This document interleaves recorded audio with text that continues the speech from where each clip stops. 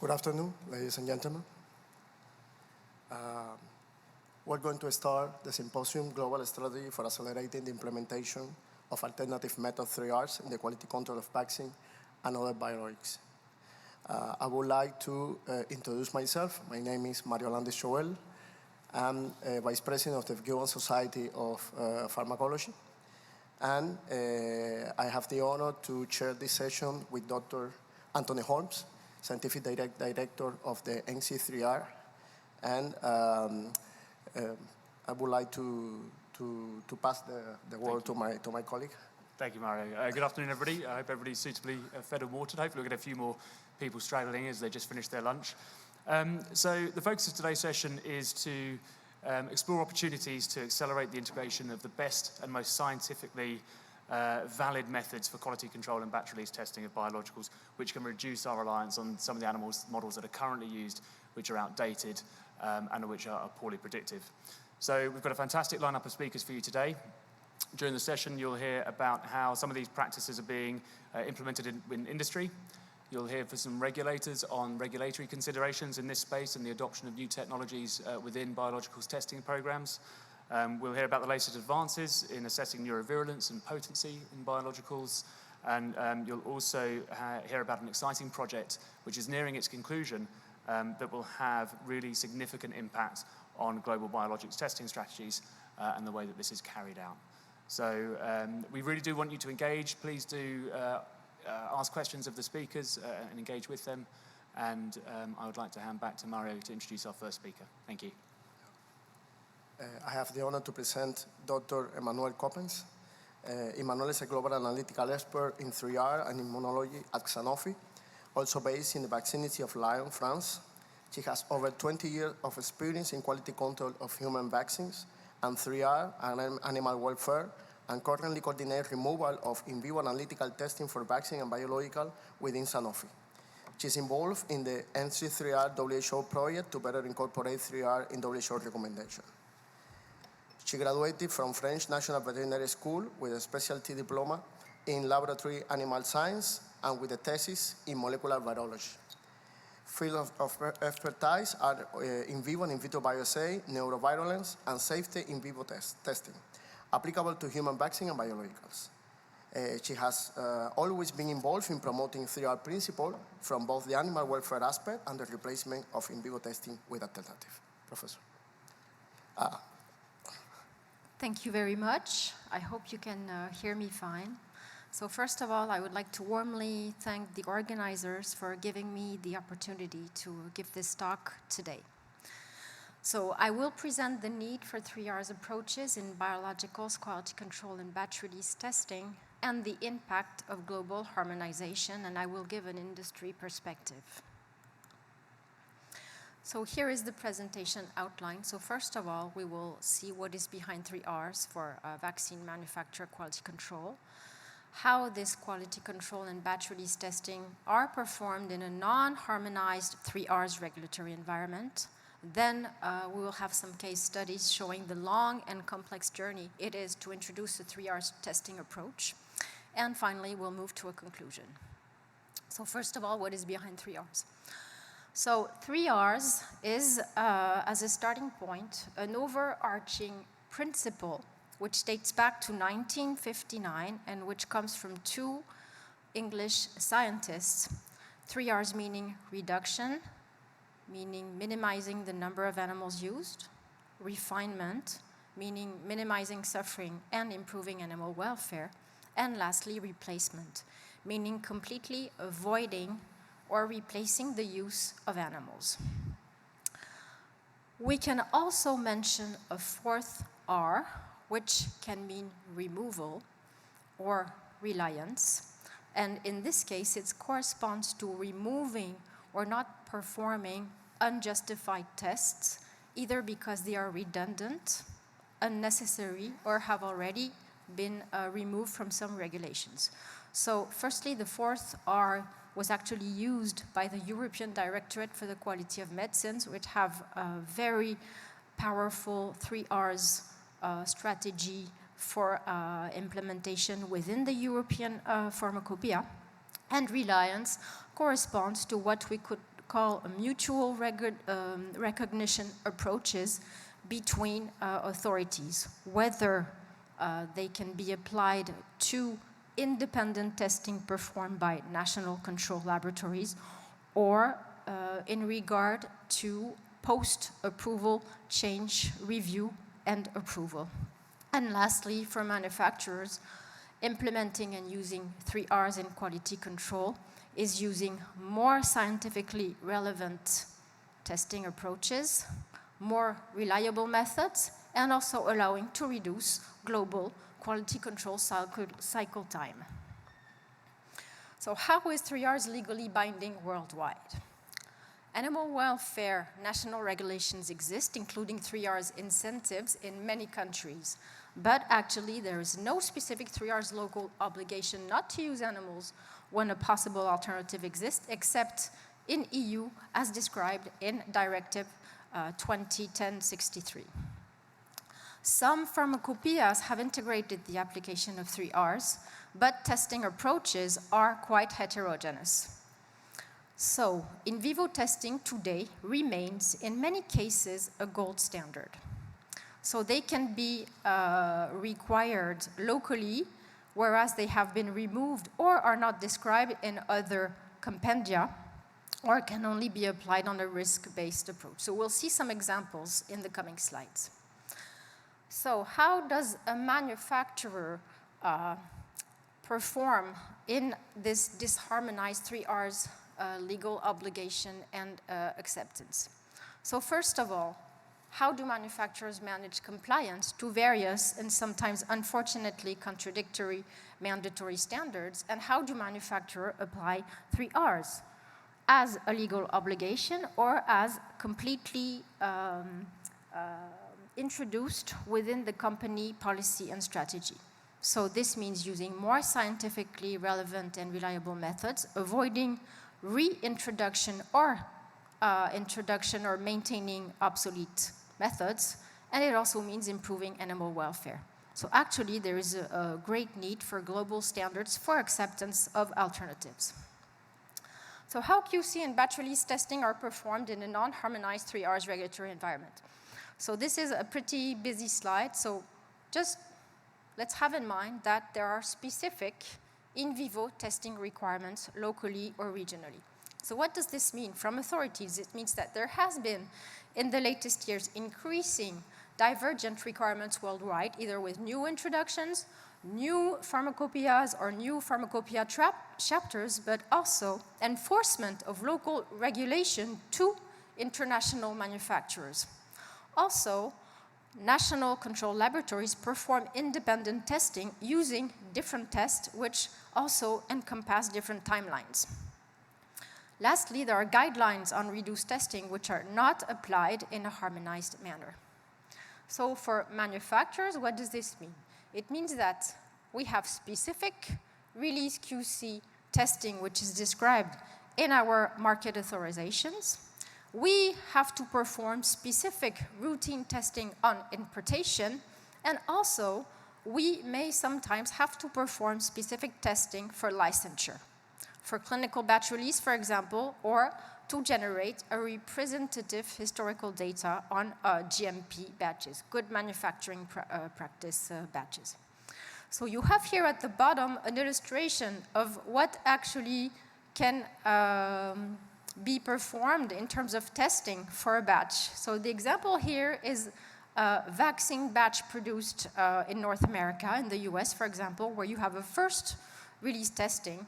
Then you can perform testing upon importation in European Union, and in parallel, national control laboratories in European Union also perform testing. Also, if this batch goes abroad, then there is non-EU testing on importation in the different countries and non-EU testing by the NCS. So you can see that testing is done a certain number of times and redundantly. So here is the first case study. So here it illustrates what kind of specific in vivo test requirement can be encountered for potency testing for diphtheria, tetanus, and acellular pertussis combination vaccines. So you have examples here of what are the requirements in US, Europe, and China. So just in a nutshell, what's important to mention here is that for China and US, for example, the requirement is to perform lethal challenge tests.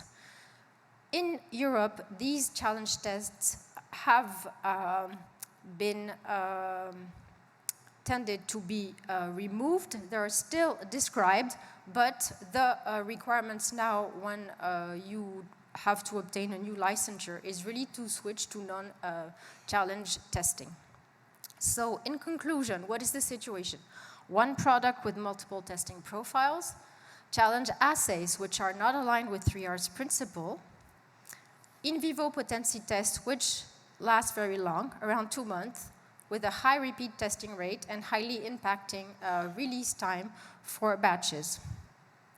Multiple dilution approaches versus single dilution also consume a larger number of animals. And it is important to have in mind that today, for these vaccines, there is no in vitro alternative.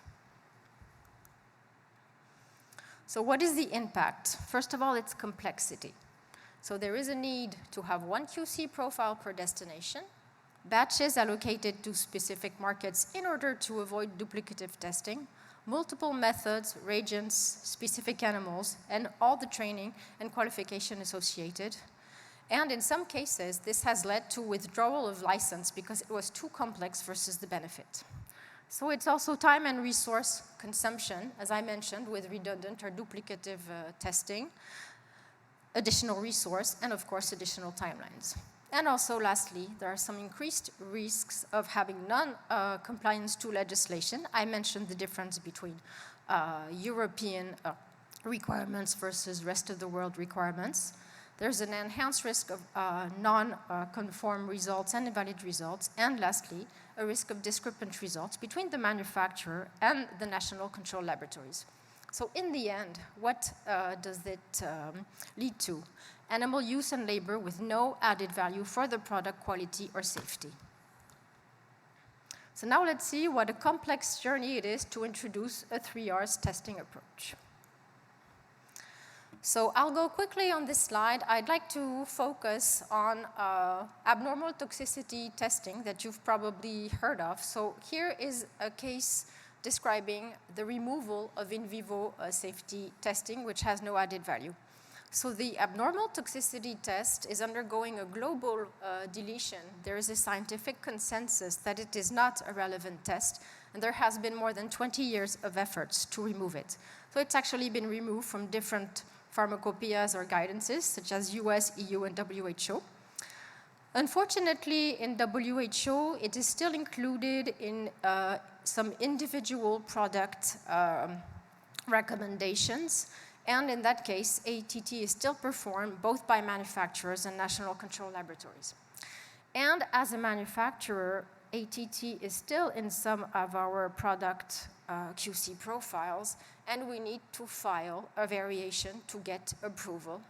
And also, as I mentioned previously, ATT is clearly a kind of test that sometimes we need to perform to obtain licensing in certain countries. I will not develop regarding specific toxicity, but here it's an example illustrating how, based on scientific evidence, European Pharmacopoeia has removed testing from its requirements. And so as a manufacturer, we try to obtain revisions from other pharmacopoeias in alignment with European Pharmacopoeia, and we also file post-approval change to obtain exemption for performing these assays in other parts of the world than EU. So what is the impact of this case? It's huge regulatory complexity and burden with post-approval changes. Some of them last over 4 years. We need to justify and generate specific data for each individual product. Some authorities require to replace the assay by some other test. They can be either in vivo or in vitro. And in some cases, this leads to the variation, withdrawal, or rejection. As I mentioned, we also perform advocacy for local compendia revision and harmonization between different pharmacopoeias. And again, in this case, there's continued and non-justified animal use with no added value for product quality and patient safety.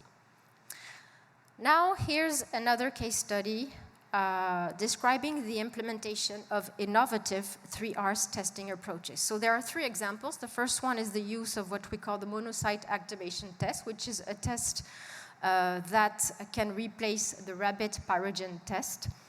It's performed on human peripheral mononuclear cells. And so it really has a higher performance than the current in vivo test. The other example is an alternative serological approach for potency testing of diphtheria, tetanus, and acellular pertussis using a multiplex technology. And here the benefits are multiple, notably in terms of number of animals use and also reduction in testing time. Lastly, the third example is the use of high throughput sequencing for performing adventitious virus detection tests. And as you can see on this slide, for all the 3 cases, you have publications describing the assay and the validation that has been performed, making all this information publicly available. So I'll go quickly in describing the long journey for the 3 cases. But what you can see on this slide is that it takes many, many years. So for the monocyte activation test, for example, between the first initiation of the development, which was actually undertaken by European health authorities, it took over 25 years to be completely implemented by the laboratory, by the manufacturer. For the single immunogenicity assay, you see it took, and it is still taking, over 19 years. So I'd like to mention that for this specific example, as you can see, the approach started also with development of the assay from EDQM, from authorities. There was an introduction also of the possibility to use the alternative approach within European pharmacopoeia, and then method validation, and then meetings with individual and collectively with European authorities, and the whole regulatory submission process.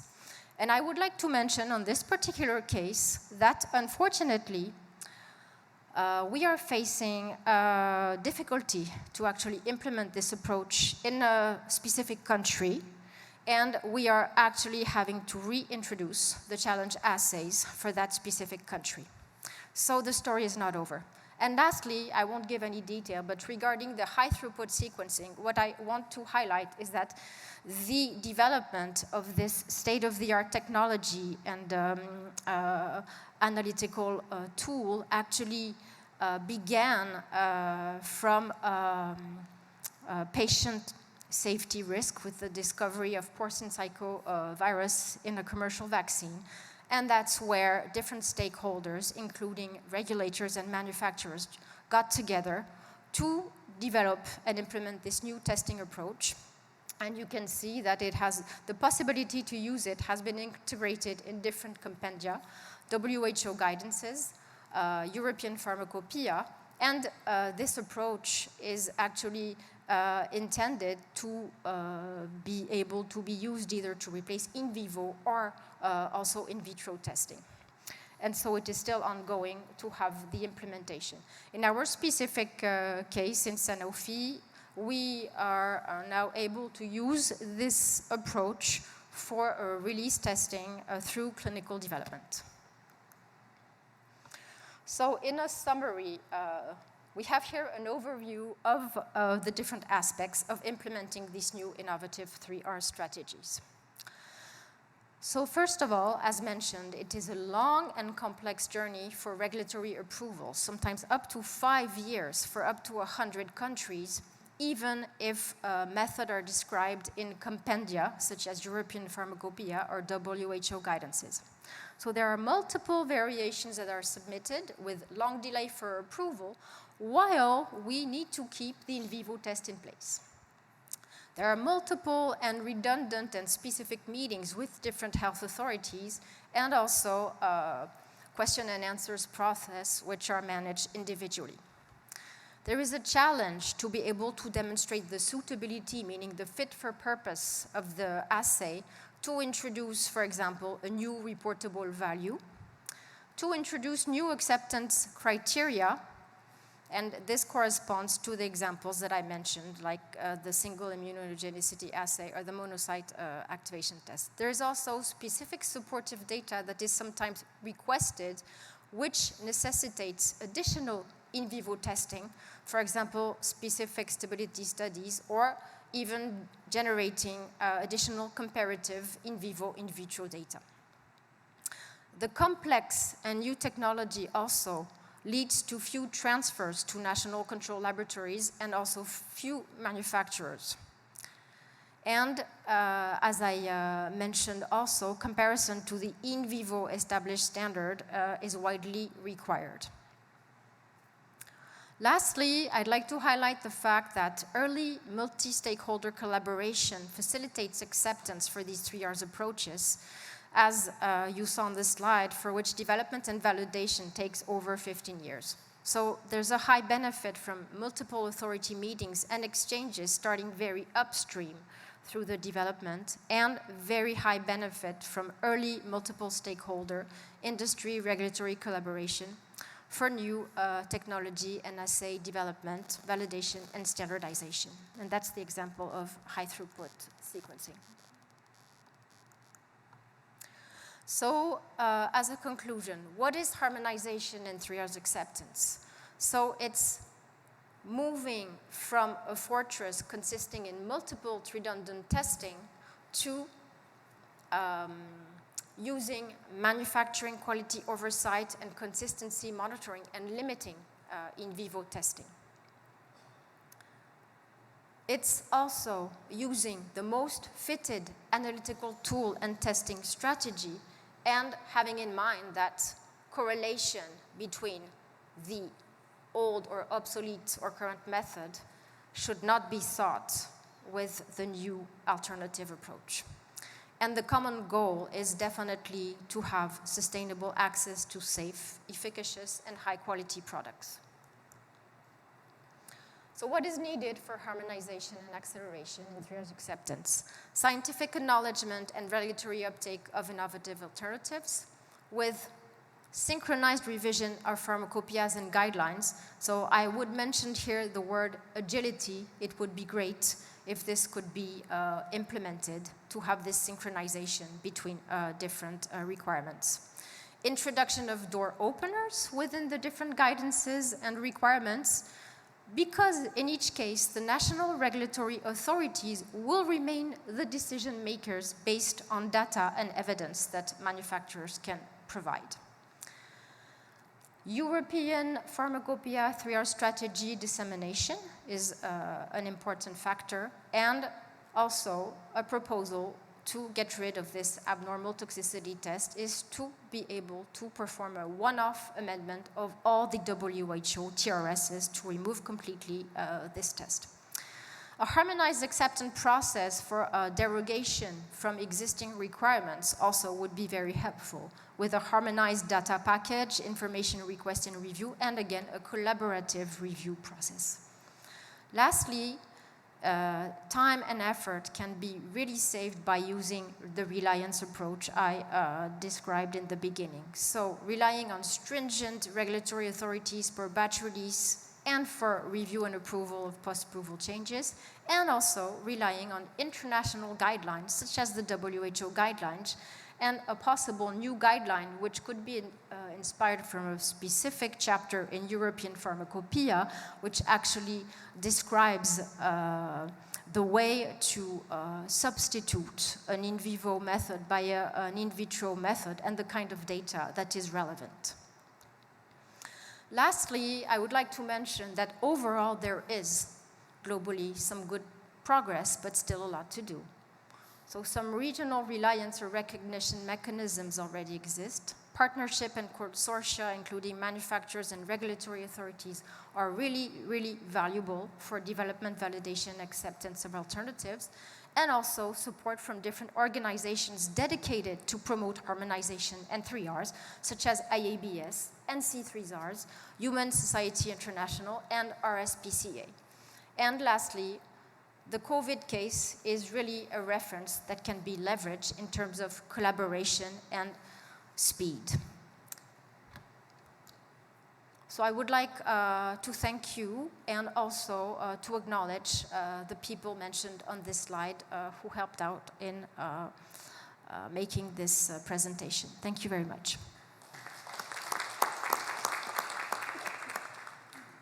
Thank you, Emmanuelle, for this very interesting presentation. Any question from the audience? I have time for some questions. No? Okay. Thank you. Sorry, Thank Emmanuelle, you. Sorry, Emmanuelle, just have a question. That's right. So, yeah, apologies if I missed it in the presentation, but you mentioned in one of your early slides an example of where you showed the different testing requirements in the US, in Europe, and in China, for example. Are there any, if say, for example, that product fails testing in China, for example, using their test method, does that have any impact on that product in those other countries where it may have passed the batch testing, or is it completely country independent and specific? Yes, it does. In any case, whatever the testing you perform on a product, it has an impact on the product if you obtain a non-satisfactory result. But if it happened, if in China it says is a non-satisfactory result, does that impact that product being used in, say, the US or Europe, where it may have passed? Yes. It still does, okay. Yes, it does. Okay, thank you. Okay. Thank you. Thank you very much, Emmanuelle. Thank you. So our next speaker is Dr. Robin Levis. Robin is Deputy Director of the Division of Viral Products in the Office of Vaccines Research and Review at the Center for Biologicals Evaluation and Research at the US Food and Drug Administration. She's held various other positions within the FDA since joining in 1995. She's involved in the CMC review for all rabies vaccines under review at the FDA, and is involved also in a number of collaborative efforts to develop non-animal-based potency testing approaches for these vaccines. And in addition to her work at the FDA, Robin represents the agency on several working groups or committees, including the Interagency Coordinating Committee on the Validation of Alternative Methods, or ICVAM for short, as an observer to EDQM Group 15 for vaccines, as a member of the NC3R's WHO working group that you're going to hear more about at the end of this session, and also several groups for the Coalition of Epidemic Preparedness Innovations. And prior to joining the FDA, Robin received her PhD from Washington University in St. Louis, Missouri, and has held various postdoctoral fellowships studying viral replication in several different viruses. So thank you, Robin. Over to you. Thank you. And thank you for the opportunity to give this presentation. And I want to thank Emmanuelle for giving a really lovely introduction to the concepts that all of us are dealing with when we think about 3Rs as they relate to biologics, and I'm going to speak specifically about vaccines because that's my expertise. I'm in the Division of Viral Products, and so I'm going to kind of give a parallel presentation to her, and you're going to see some, I won't use the word redundancy, but you will see some similarities and some overlap in our messages, but I'm hoping to overlay a regulatory perspective on that, whereas she gave a very nice industry perspective on things. So as I said, I'm going to talk a little bit about the regulatory and research efforts at CBER related to development of non-animal-based quality control assays. And as a little bit of introduction for an audience that may not know, the Center for Biologics within the FDA is a research-based regulatory arm. And so our CMC experts, our subject matter experts for the different viral, I'm in the Division of Viral Products for our viral vaccines, are all based in research laboratories. And the expectation is that the research will be mission-oriented and related to ensure the quality and safety of vaccines. And then in the end, I'm just going to have one slide on the global collaborative efforts that the agency's engaged in working on the development of the non-animal-based quality control assays. And as Emmanuelle introduced, it's really critical to have all stakeholders be part of this discussion to move it forward. So I'm going to start with my take-home message, which is, because I come from a research division and we think about how to improve vaccines and how the limited research dollars we have can be used to support these initiatives.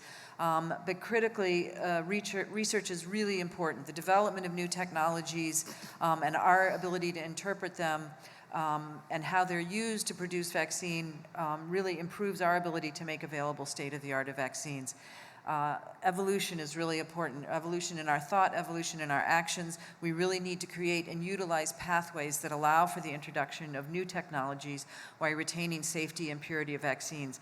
And that's the royal we. I mean, all regulatory authorities in conjunction with other stakeholders need to be willing to engage in conversations about how to move forward the implementation of alternative assays. And as a regulator, it's very easy to be very conservative in our opinions and our requests from the sponsors, because we are ensuring the safety of a product. And with that mandate, it gives us an unfortunate amount of pressure or power to stay in the present, because we know that works and we know we have good vaccines on the market. And so it's really critical for regulators as well as our industry partners to think about the evolution and what are the new technologies that can be instituted. The best efforts are collaborative efforts, as I've said a couple of times, and this including academic information, industry, and regulatory participation. And finally, for us, we really work very, very hard to have science be the driver for our regulatory decision maker. And I think for the most part, we're successful at that, but it is an important thing for us to always have in mind when we're talking about quality control and release testing and the development of new assays. So with regards to the regulations, quality control, and the 3 Rs, from a regulatory point of view, quality control testing really must, and this is strictly from an FDA point of view, but is also applicable globally, the quality control testing must ensure the safety, purity, and potency of the product. And we have a code of federal regulations, which are actually, it's a legal document, so mandated by law that sponsors have to meet the requirements in there. As regulators, we have to follow the requirements in there, and outlined are what are the metrics that are critical for the assurance of product quality. Quality control testing must demonstrate a consistent manufacturing process and an adherence to CGMPs. The quality control testing must rely on the best technology available, and the assays need to be fit for purpose. And we're in a period over the last couple of decades where the technology has just exploded, and it's really important for us to stay current with that best technology. We need to be flexible to allow evolution of testing programs, and this is often difficult to incorporate new technology. As I said, it's easy to rely on what has been working, and if it's not broken, why fix it? But it's really important for us to be forward-thinking in the new technology space. And finally, it's really important for us to make room for the principles of 3 Rs, not just because it's the right thing to do from an ethics point of view, but also from a scientific point of view, which is really the driver for our decisions. So what I'd like to do next, let's see, there we go, is talk a little bit, about how our group has incorporated the 3 Rs and some examples where we have been engaged in the dialogue within the U.S. and globally with the implementation of the 3 Rs. With respect to the reduction in animal testing, we were integrally involved in the removal of the requirements for the general safety test, and we were really one of the first adopters of the removal of this test. With respect to the refinement of animal testing, with regards to the mumps vaccine, the initial assays were a monkey neurovirulence assay on the different vaccine strains and lots. And in our research labs, an alternative rat neurovirulence assay was developed and had been implemented in some places. And with respect to replacement or substitution of animal testing, we've been integrally involved in many conversations related to adventitious agent testing, with the implementation of the high-throughput sequencing, with respect to the lethal histamine sensitization assay, which Emmanuelle had in one of her slides in mice, a new assay for that. With regard to inactivated polio vaccine, We have been very much involved in the rat immunogenicity versus a D-antigen ELISA assay. For a variety of other viral vaccines, we have been working with sponsors to establish ELISAs as a potency assay instead of the immunogenicity in mice. And I will say that for the COVID vaccines, we only had one single COVID vaccine out of tens and 20s of vaccines that came in for review that used an animal assay as part of their quality control. And so it's really a nice case study and a nice example. And the paper, you know, the story hasn't come out yet in the long run, but it's really a nice example where from start to finish, a quality system was established around a set of vaccines where no animal testing was included at all. And finally, I'm going to give a case study that I've been very integrally involved in is respect to the potency assay for the inactivated rabies virus vaccines, which is currently a lethal challenge in mice versus the development of an antigen ELISA.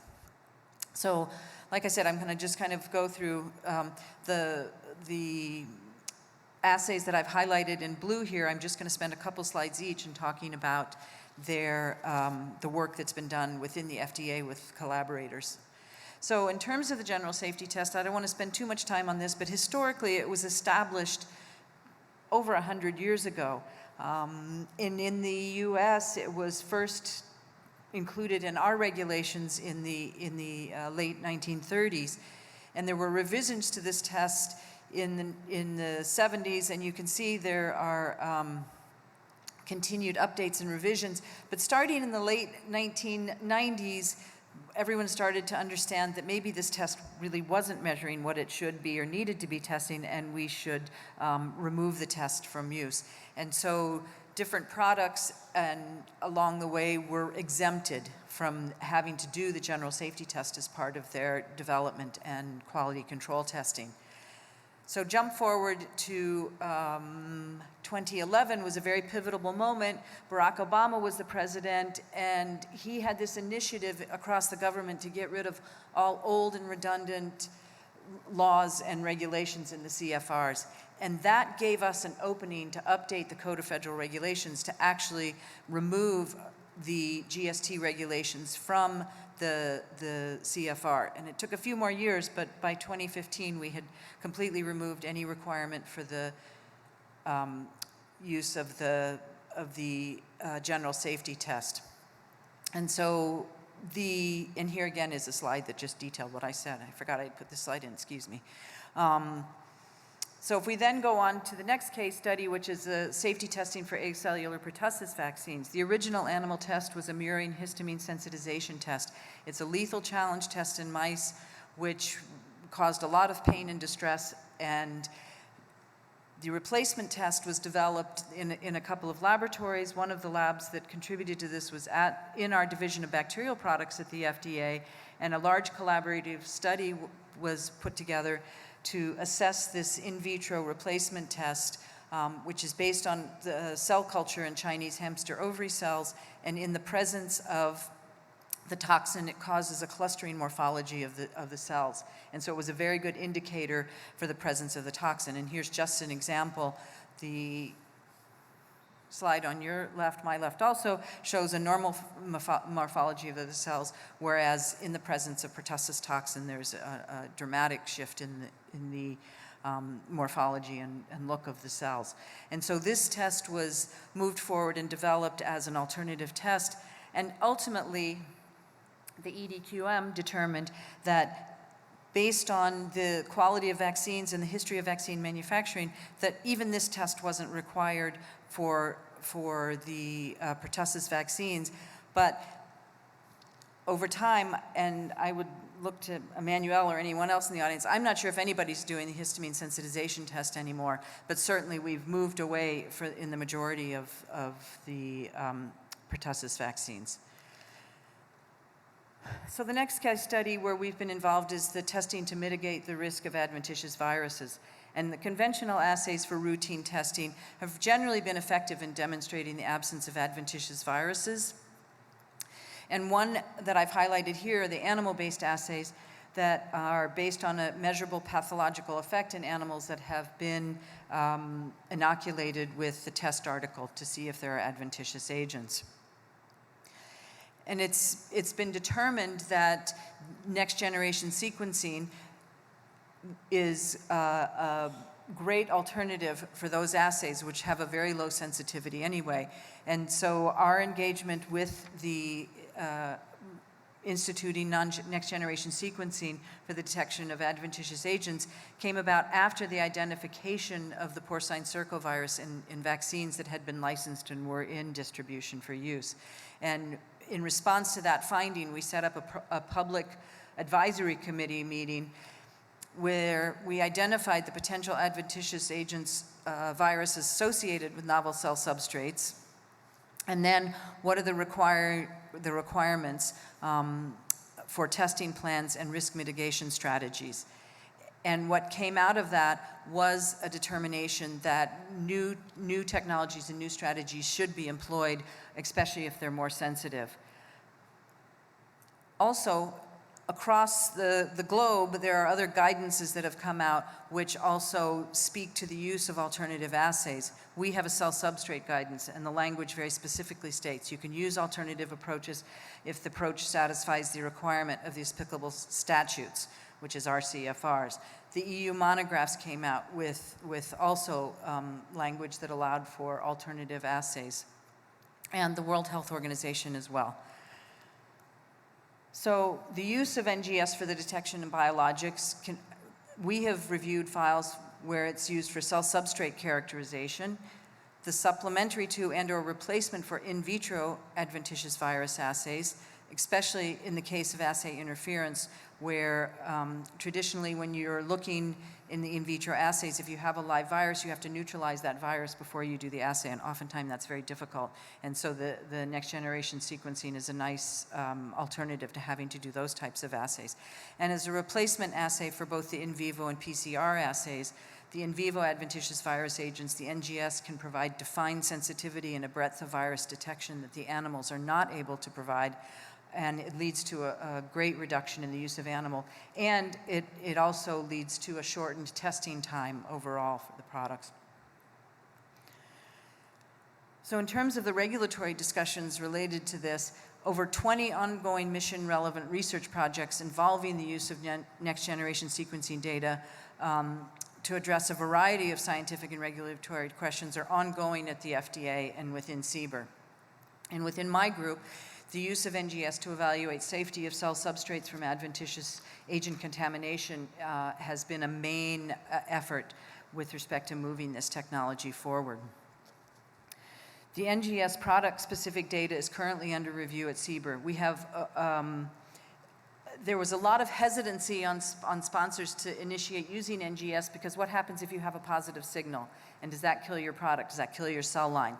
And so we really want the message to be, no, there's an expectation based on the bioinformatics and the databases used that there may be positive signals, but it's really critical to establish methodologies to assess whether it's real or not. And if it is real, you definitely want to find that out too. So it's been a little slow for people to engage using NGS, but within the last couple of years, we now have over 25 submissions under review and have actually approved the use of this as a test methodology for several manufacturers. So now I'm going to switch and spend my last few minutes on the rabies in vitro potency assay. And it's really an ongoing global effort by vaccine manufacturers and control authorities to establish an alternative rabies virus vaccine potency test using current state-of-the-art technologies. The current test is an immunization and then live challenge test. And it is very painful on the animals. It's an intracranial challenge. You use up to 300 animals per test. The animals are exposed to rabies virus, so the control animals and some of the immunized ones have an unpleasant end. And it takes a tremendous amount of time, so there's loads of reason to try to replace this test. And the efforts are really driven by a scientific need for a better assay. And those discussions have been going on, speaking of Emmanuelle's timeline of how long these things take, for over 50 years. And also the response to the awareness for animal welfare, those discussions have been going on for greater than 20 years. And it's been kind of a melding of both of these discussions that have moved the efforts forward. There's an ongoing collaborative study being performed under the EDQM Biological Standardization Program. And the results from this study will lead to the revision initially of the European Pharmacopoeia and to changes to the product licenses. And just as an example, in the US, we actually follow the European Pharmacopoeia in many instances, but we also have independent dialogues with sponsors and are willing to engage sponsors in making these types of changes at any time. So the renewed global efforts to develop this alternative assay, remember the discussion started 50 years ago, was based on a workshop in 2012. And that workshop was to define an alternative potency assay for the rabies vaccines. And it was the creation of an international working group to define a replacement sponsored by the EPAA and ECVAM, which is the European equivalent to our ICVAM. And it was made up of international experts in human rabies vaccines from government, industry, and academia. And the mission was to define the roadmap and coordinate the replacement of an NIH potency test by an in vitro glycoprotein assay. And I'm only going to stop on here to show really how truly global this organization and this working group is. And it's evolved some since 2012, but the core group is still together. And it's many people from Europe, US, China, India, South America had representation, and it was across all stakeholders. So it's been really a very good brain trust of rabies experts have been engaged in these discussions. And the final study that came together that is being managed by EDQM is the BSP 148 study. And the study aims, as I said, were the evaluation of the transferability and robustness of the rabies G protein ELISA method that was selected through the EPAA rabies working group study, which was a bit early. And ultimately, the group wants to make a proposal to the European Pharmacopoeia to revise the European text to include the standardized ELISA, and a proposal for a global replacement of the in vivo test used for the QC, the quality control testing of human rabies vaccines. And the study outline, which I'm going to show next, we're now up to the phase 3 study, with the phase 1 study being the initial identification of the assay. Phase 2 was an initial collaborative study with many laboratories globally inputting the new test in their laboratories and looking how it behaved in the respective, using the respective assay in a number of different labs. And now finally, the phase 3 is just started. And here's the initial timeline is all in black. The updated timeline in red was made right at the time that COVID came around, and the shift to the red had to do with reagent availability, which is another one of the really, if I had more time to talk about the things that also frustrate and hold up the implementation of these assays, is the availability and the definition of good reagents. And so the shift to the red numbers, the red dates, had to do with getting the appropriate reagents available for the studies. And now the shift to the green numbers is all based on the impact of COVID on the study completion and the ability. So I always said I wasn't going to retire till this is finished, and so I'm really hoping that the timeline is in place. And so now I just want to finish up with talking about some of the collaborative efforts that we in the FDA have been involved in, and I've been very lucky to be at this point in my career where I can be engaged in many of these things. But there are many organizations, global and domestic organizations to the US, that are engaged in collaborative efforts on animal, the NC3Rs, or the 3Rs principles. One is the National Institute for Innovation in Manufacturing and Biopharmaceuticals, and they are a small funding organization which supports research efforts to develop alternatives with industry and academics. The ICVAM, which was mentioned earlier, which is all government agencies. It includes the EPA, the CDC, the National Standards for Toxicology, and there's a large group of government agencies that interface at the meetings for the ICGAM. And then also the European counterparts, the EPAA, the VAC2VAC consortium. I was lucky enough to be engaged in that, and some of my colleagues also were observers in that activity. The NC3Rs, which you're going to hear about from Elliot in the last talk, IEBS, which is, and these other groups also are integrally involved in supporting these local efforts.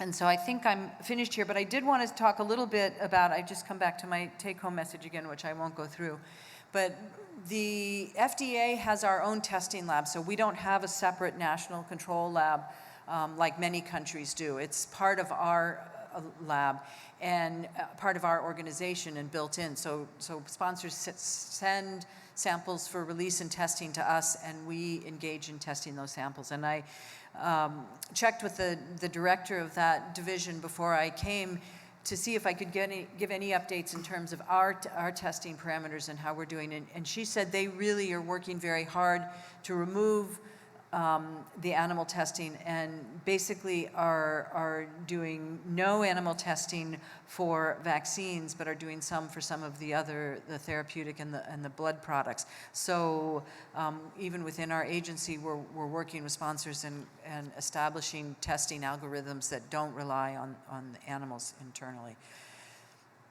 So this is just acknowledgments for the different people, both within the FDA and globally, who we've collaborated with on these projects, and I will be finished there. Thank you very much. Thank you very much, Robin. It's great to see the FDA being so proactive in this space and really leading the way in developing some of these technologies and advocating for their use. I think a lot of people look to the FDA for guidance and confidence in their testing strategies, so that's really positive. Any questions from the floor for Robin? I think we've got one coming, I think. Long walk. It's a long walk. We'll wait for you, don't worry. I found that absolutely fascinating. Maybe you don't know this, but I just wondered, what's like the public opinion on this? Like, do people think that because things aren't being tested on an animal that it's less trustworthy, or do they back it a lot because they want to move away from the animal testing? Do you have any idea? So I have some comments I can make, and my European colleagues may be able to also speak to this.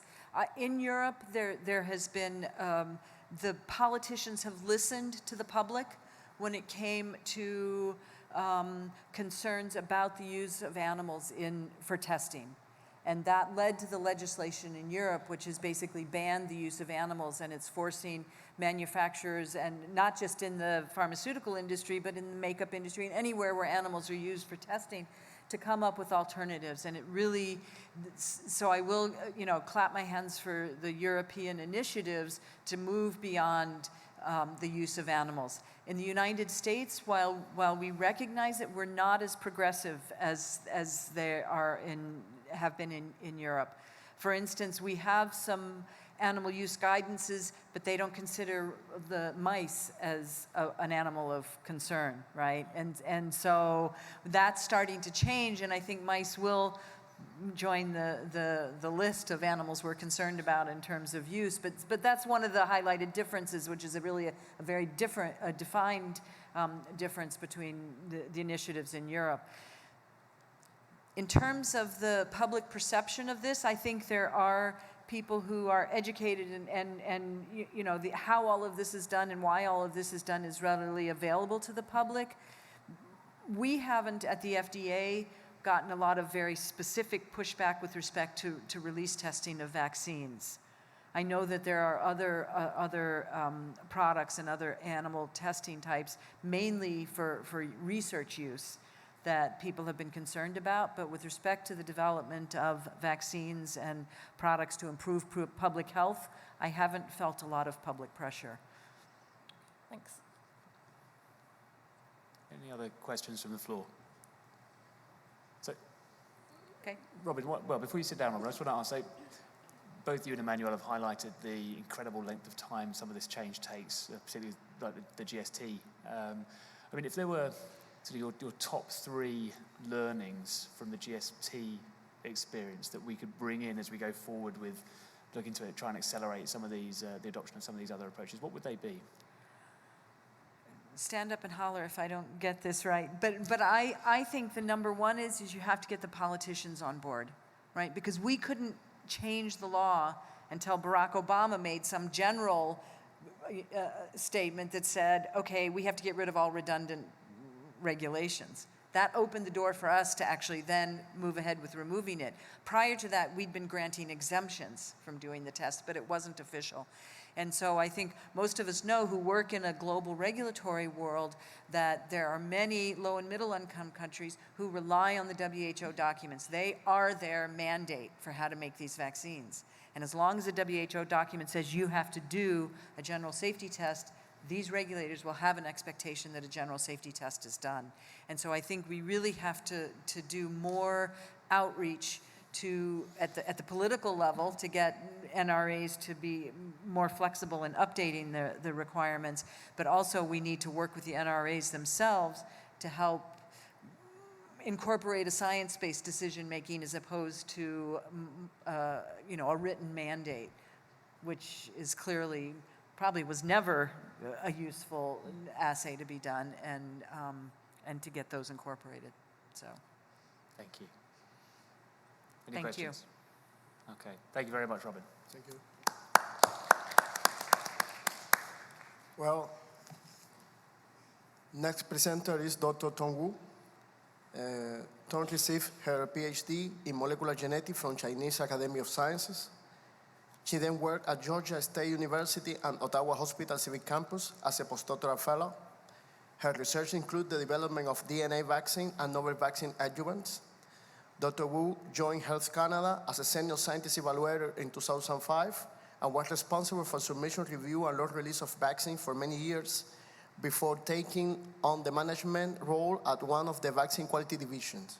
Since 2007, Dr. Wu has served frequently as a WHO temporary advisor to support WHO activities related to vaccine, such as preparation of WHO guidelines as a drafting group member, dossier review for the pre-qualification program, and presentation at workshop for the implementation of WHO guidelines.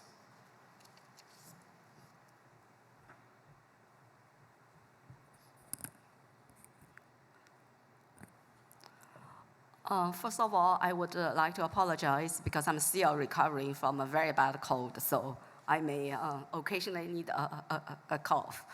And I would like to thank the organizer for giving me the opportunity to discuss risk-based approach to reduce the use of neurovirulence testing. Before we start, I would like to just mention that the comments and opinion that are expressed in the presentation are those of my own. They are not the official position of Health Canada where I work.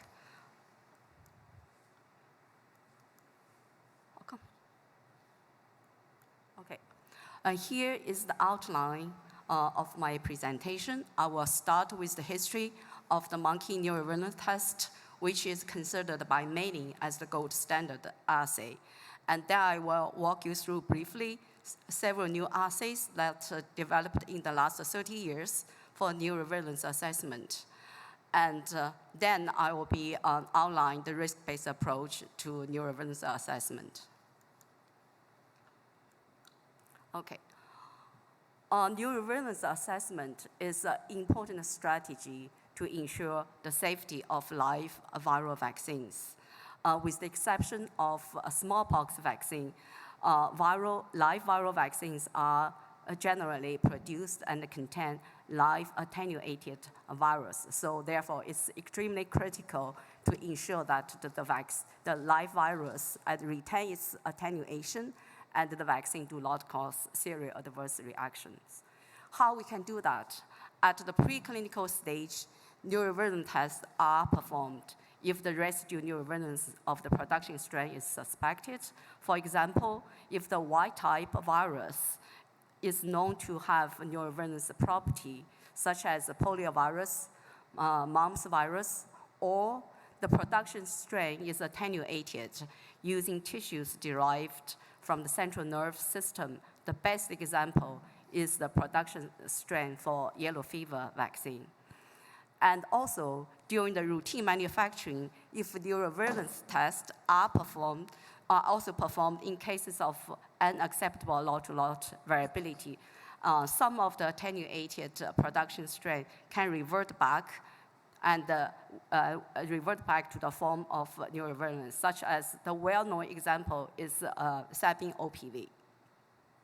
So monkey neurovirulence test has played an important role in ensuring the safety of several live viral vaccines since early 1900. However, even considered the gold standard, the monkey neurovirulence test has limitations. And here is a summary about the current WHO requirement for neurovirulence testing of live viral vaccines. And my colleague will give you much more detailed explanation later on in this session, so I will just skip these slides. So the first example I will discuss is the yellow fever vaccine, which is one of the oldest live attenuated vaccine. And studies in monkeys played a critical role in developing a live attenuated yellow fever vaccine. And in the early 1900s, scientists in France, as well as in the United States, making passages in animals as well as in tissues in the effort to attenuate yellow fever virus. So those virus was tested in rhesus monkeys, and this table actually summarized the outcome of this test. Just looking at the first row, when the route of inoculation into the monkeys use extra neurons. Myali isolates is a Y-type strain. It will kill the monkeys with visceral yellow fever. It's very, very similar to the fatal cases in human. And you're looking at the two attenuated strain. One is derived from Myali isolates, and the other was RCB strain. And both of them lost the ability to kill monkey if it's inoculate extraneural. Of course, those two attenuated strains also tested in monkeys use intracerebral inoculation. As you can see, the two attenuated strains are very, very different. The attenuated strain actually was prepared in France at that time as a result of fatal encephalitis in monkeys. However, the RCB strain shows no signs of fatal encephalitis. This is very important because the attenuation, they not a natural visceral tropism. However, the French strain obtained a neurotropism.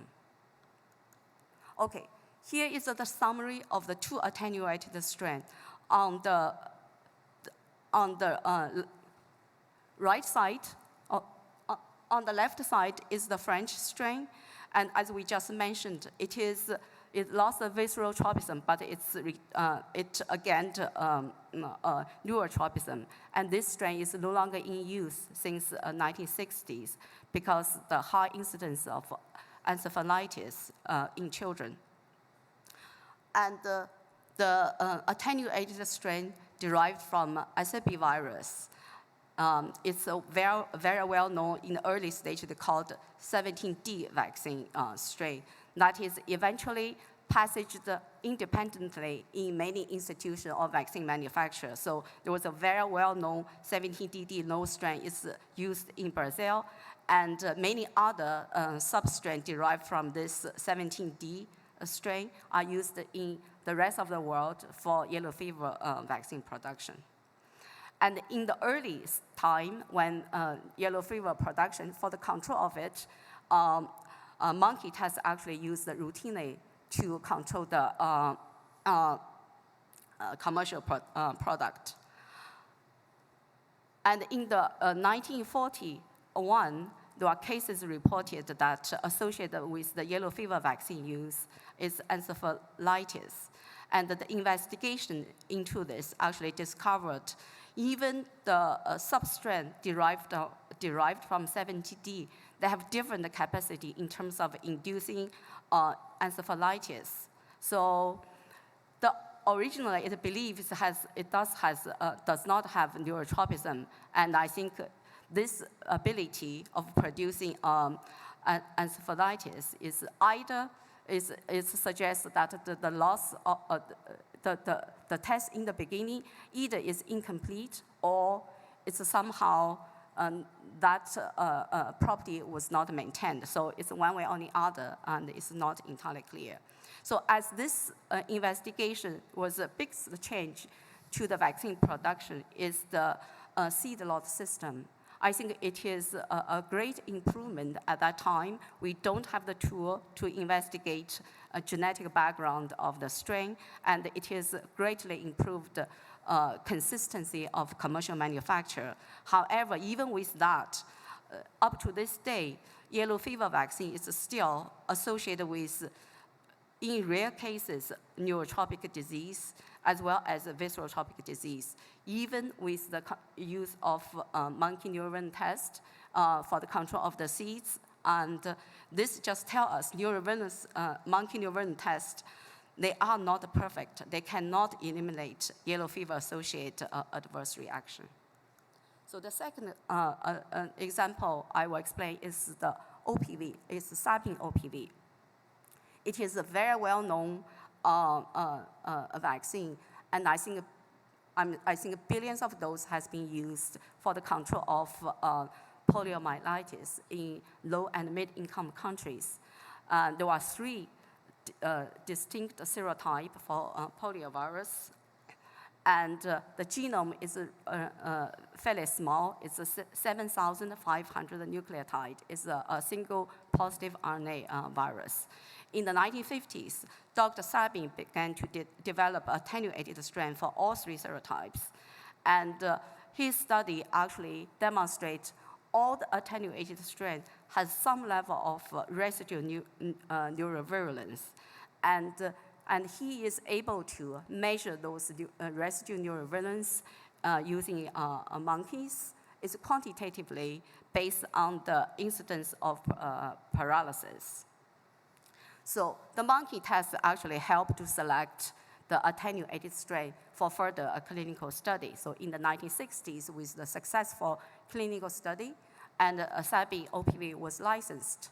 So it's used widely, and then it was discovered all three serotypes of Sabin OPV can revert to a virulent case. So there are paralysis associated with the vaccine use of OPV. So for a better control, the OPV commercial production in 1982, WHO actually technical series, as my colleagues mentioned, they described the standard test for monkey neurovirulence procedure. And here is a slide I borrowed from FDA colleague Dr. Chumakov, and it's highlight. Look, this is for different serotype. The number of monkey used is slightly different, but this is one is. In general, the monkey neuron test is performed for each monovalent OPV bulk as well as for viral seeds.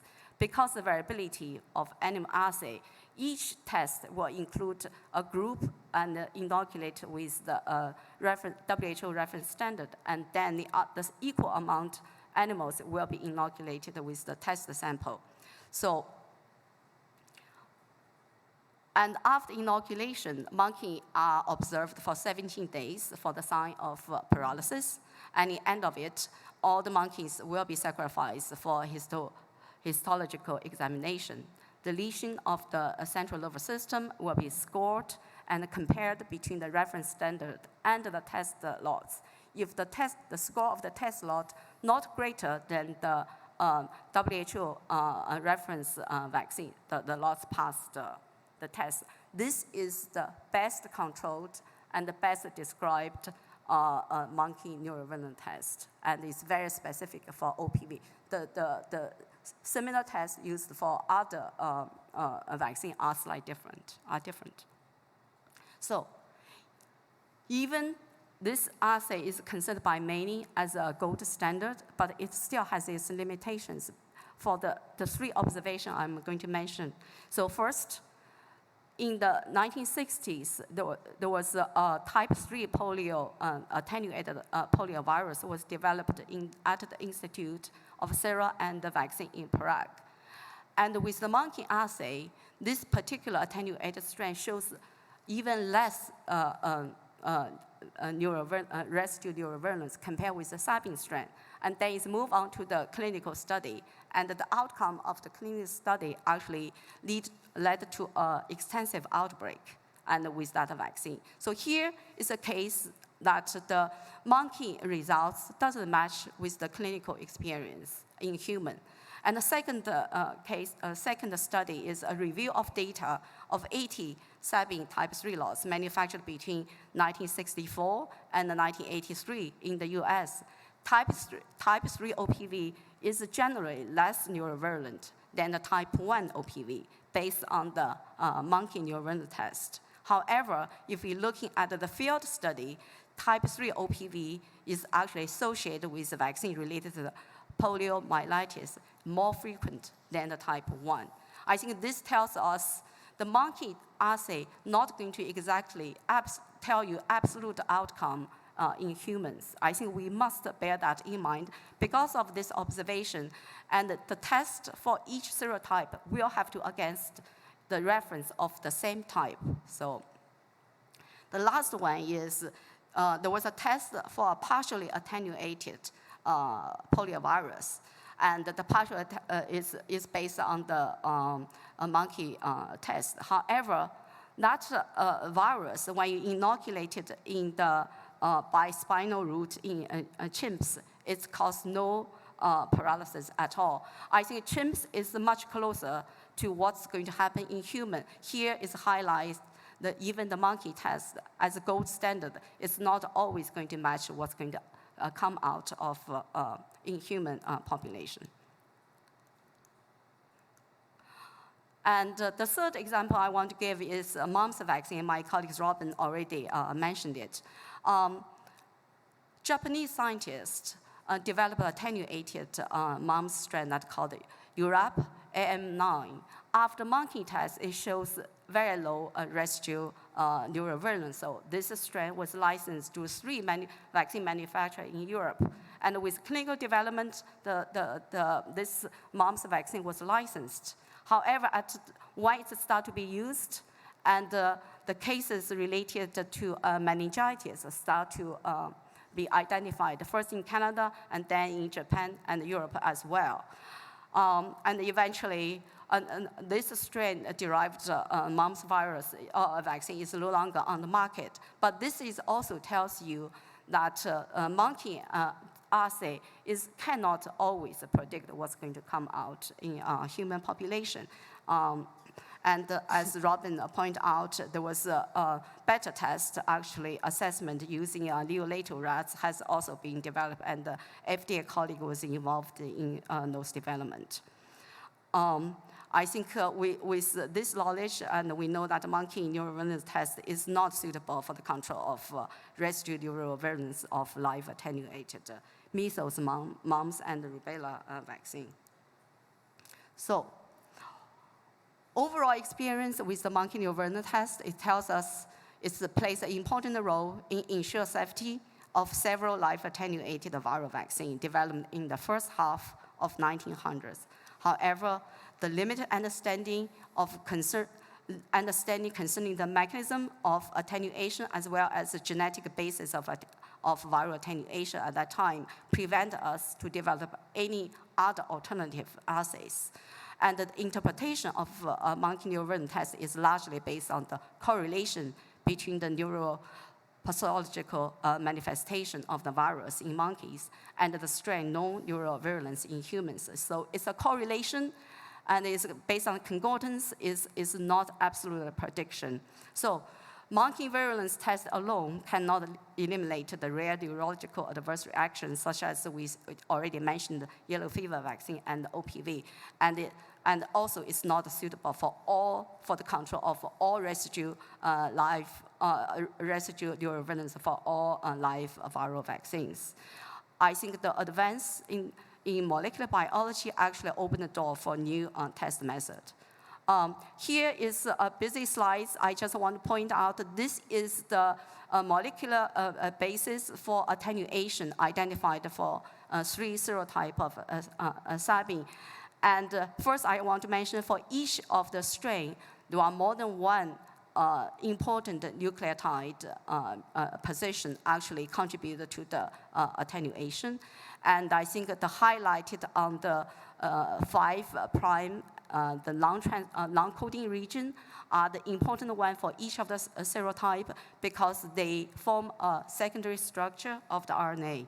So based on this knowledge, colleagues again from FDA, actually Dr. Chumakov developed this PCR plus restricted enzyme cleavage assay called the MABRIC assay. I think that to be able to identify the mutation on each of the 3 serotype on that position, and to be able to identify that it's exceeded the level expected, so it cannot be used. However, because there is only test for one nucleotide, it cannot be used to replace the animal assay at that time. And also in the 1990, transgenic mice expressing human gene encoding the cellular receptor for the poliovirus was developed.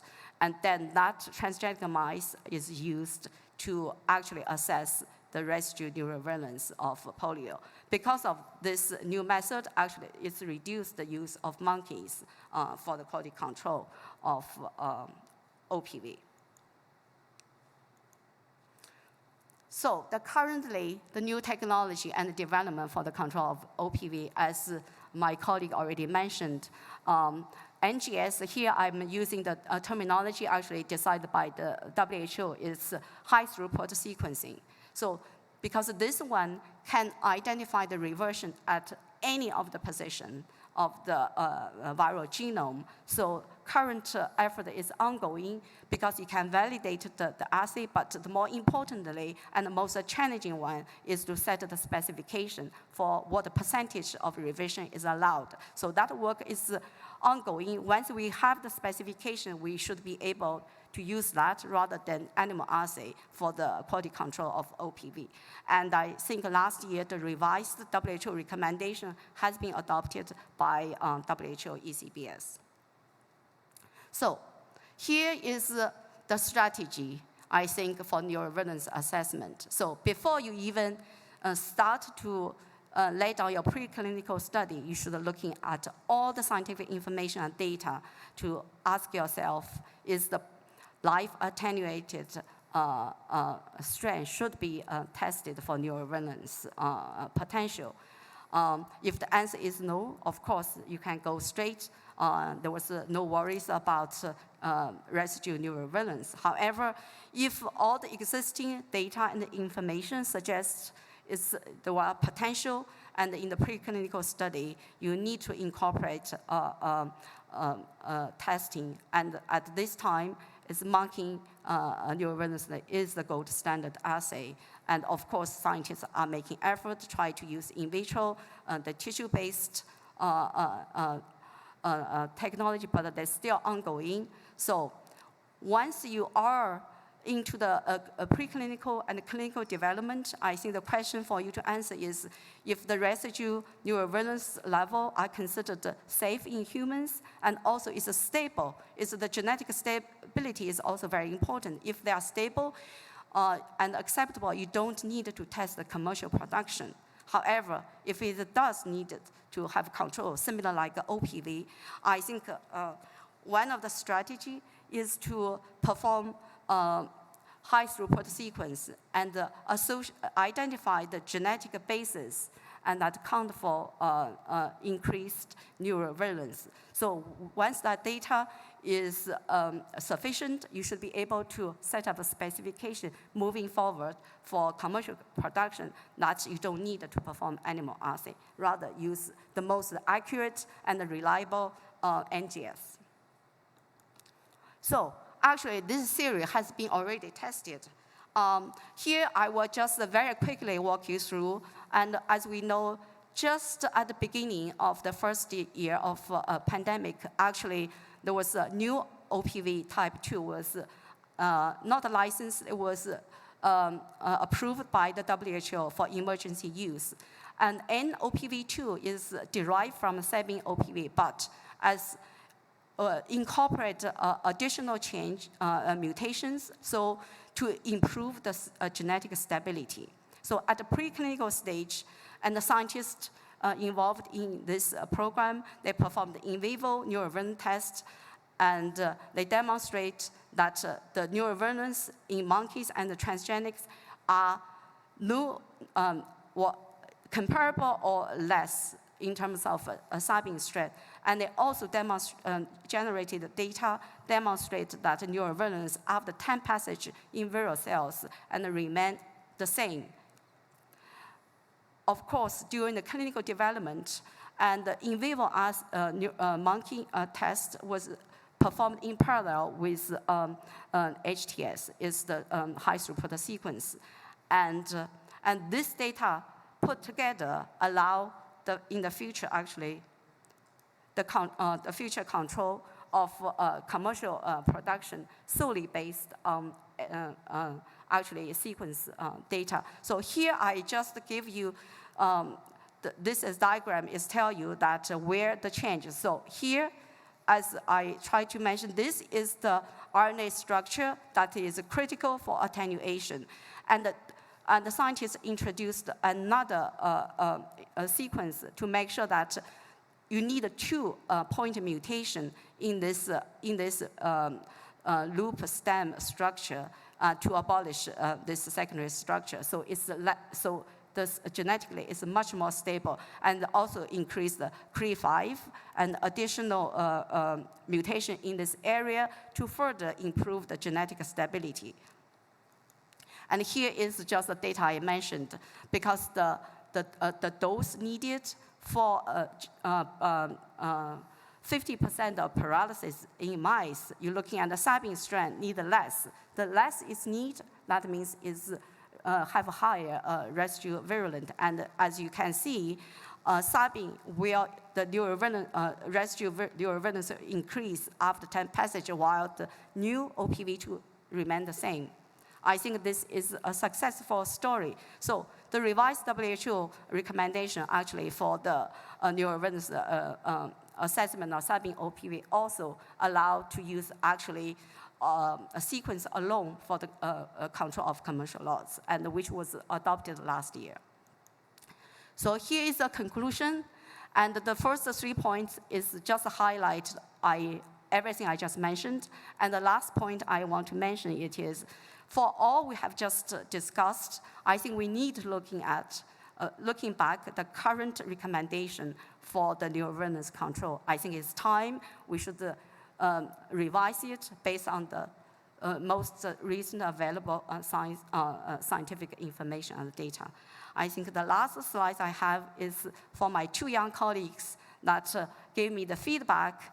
And I hope in the future you will see more of Chad and Julie, because they are the future of scientific regulators. Over.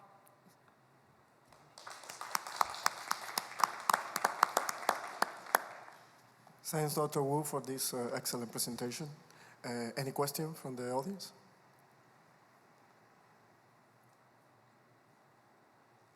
No? Anthony? Yeah, sorry. Tom, thank you very much. Lovely presentation. I just wanted to ask, in terms of the strategy that you presented at the end for neurovirulence testing, what are the main challenges, do you think, to the sort of wider adoption of that strategy? Well, I think, to me, I think it's a successful story because we have used this technology. Actually, we changed the guidance document for the OPV. And I think this is the first case. And we need to share our experience with experts in other areas. I think that's what we are going to do. So I hope this will expand to the control of other live attenuated vaccine. Excellent. Thank you.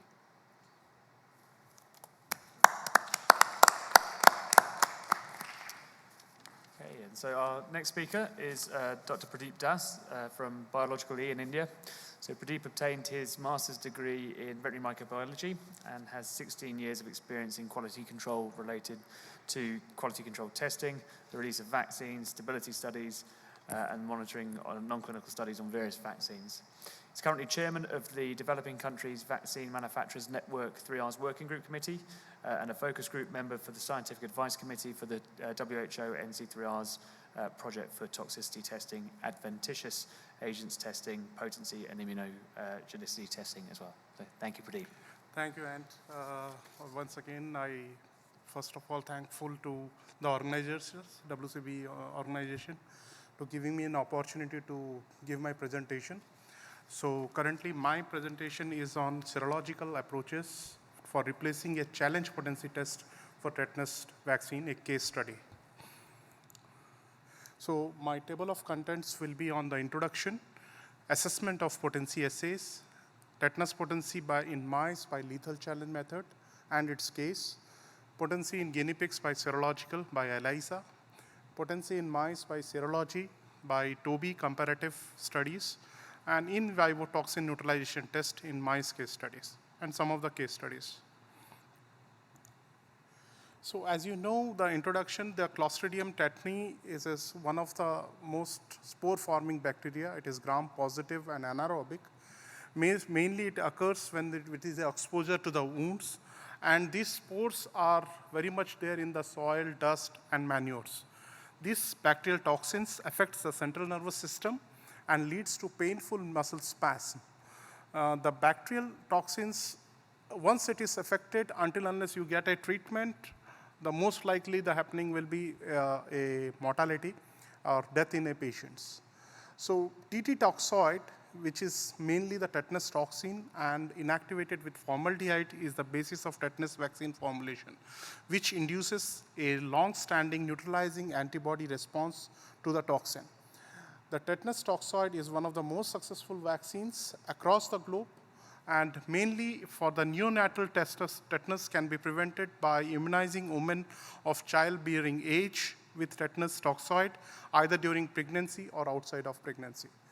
So tetanus vaccine, either it is used in monovalent and in the combination of vaccines, particularly hexavalent or tetravalent vaccines, and which gives a very good immune response to toddlers as well as infants.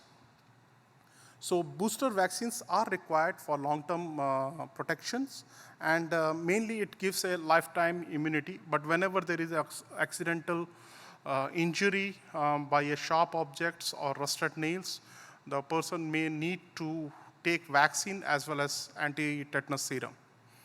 So quality control is being an instrument to monitor the consistency of critical steps in the production process and testing of vaccines. And monitoring consistency phase and emphasis in vitro methods, since in vivo tests are less appropriate, expensive, and time-consuming process. So coming to the assessment of potency assays, so globally, there are many pharmacopoeias like WHO, European Pharmacopoeia, and US FDA guidance, SABR guidance. So basically the methods are, currently it is in vivo method and partially in vitro methods, which is called as a serological approach. So the most of the guidance in the global alliance or global partnerships, or we can call the global harmonization practices. So potency test is performed mostly in mice or guinea pigs, and that is by lethal challenge method, and potency in guinea pigs by serology, and in mice and guinea pigs by serology by TOBI method, and in vivo new toxin neutralization test in mice. So now the approach taken by the WHO, like that pharmacopoeia, European pharmacopoeia, based on the determination of immunization, potency of each final bulk is compared with an appropriate reference standard, which is calibrated in international units against the international standard for tetanus toxoid, and assigned activity of current international standard of tetanus toxoid absorbed is the base for the calibration of guinea pig or mouse protection by challenge assays. And any secondary IHRS which you want to calibrate against a primary reference standard either from NIBSC or from EDQM or from USP, Pharmacopoeia. So in the recent activities, to simplify the current test, which takes more of the pains to the laboratory animals, particularly mice and guinea pigs, serological methods are more appropriate, which give a more consistent results compared to the lethal challenge method. However, as my colleague Emmanuelle and Robin mentioned, in the term of globalizations, as a manufacturers, we tend to face many issues based on the particular kind of test is approved by a particular NRA. So in many cases, though we released by an alternative method, in some ways we need to do again the test by one particular like lethal challenge method, which is globally accepted by many of the countries by other NRAs where they do not give any serological method as an approved method for releasing a batch. So as mentioned, if we want to use the serological methods, again, the guidance document also says you need to do 3 independent assays, suitable dose response range, which is desired for the validations. So any validations, if you want to do for a serological approach, also has to be taken care with the lethal challenge method before implementing for lot-to-lot release. So coming to the multi-dilution assay in the mice, which is a lethal challenge method. So minimum potency requirement is 95% of the confidence interval, which is should be within the 50 to 200%. So for a tetanus toxoid, the minimum requirement of lower confidence limit, it should be 40 IU per SHT, and that is for a monovalent. And when it comes to the combination vaccine, where it is whole cell pertussis vaccines is introduced, like DTP group of vaccines, its unitage is 60 IU per SHT. And if you are using a ASLR pertussis as a component, then in the combination vaccines, it is 40 IU per SHT. So these are the minimum requirement for a batch release for tetanus containing vaccines. So coming to the first case study of tetanus potency by lethal challenge method, where you use your primary reference standard, either by NIBSC or your own IHRS. You take 20 mice per dilutions, minimum 4 dilutions, and it should be 2-fold, like 10-fold, 20-fold, 40-fold, 80-fold. And you inject subcutaneously 0.5 ml per mouse. Once you inject, this is for the reference standard. Now your sample comes. For the samples like monovalent formulations, you dilute the samples to 15-fold, 30-fold, 60-fold, or 120-fold. And again, you inject your product with 0.5 ml per mouse subcutaneously. And you observe for 28 days. After 28 days, you have to inject tetanus toxin, which contains around 100 LD50. So where the guidance gives a mandatory that you should use minimum 50 LD50 or 50 paralytic dose. But if you see the 50 to 200 LD50 range, if you inject 50 LD50, it will not give you within this range. It may be sometimes your injections of tetanus toxin may be less than 50, where test tends to be invalid. In that scenario, you have to precisely calculate approximately 100 LD50. So if you are injecting your drug product across the globes, your product will be much more safe and it will pass all the validity criteria across the globe. So once you do that, you observe for 96 hours, 4 days to 5 days. And then you check the control animals to be injected with 4 LD50, 2 LD50, 1 LD50, 0.500. This is a titration of the back titration of challenge toxin, what you have inoculated to the mice. So once to make a more human, because it is a lethal and it is very, very painful to the animal, it becomes totally a paralysis, and you can see as in the slide also. So it is very, very painful assay. So there are some human endpoints well defined in the pharmacopoeias, where you have this excuse me. You have this T1 stage, where you will find the slight stiffness of the toxin injected hind leg. T2 is the paralysis of the toxin injected hind leg, but it's still able to walk. And T3 is the paralysis of the toxin injected in hind leg, which does not function to walk. It means animal cannot able to walk.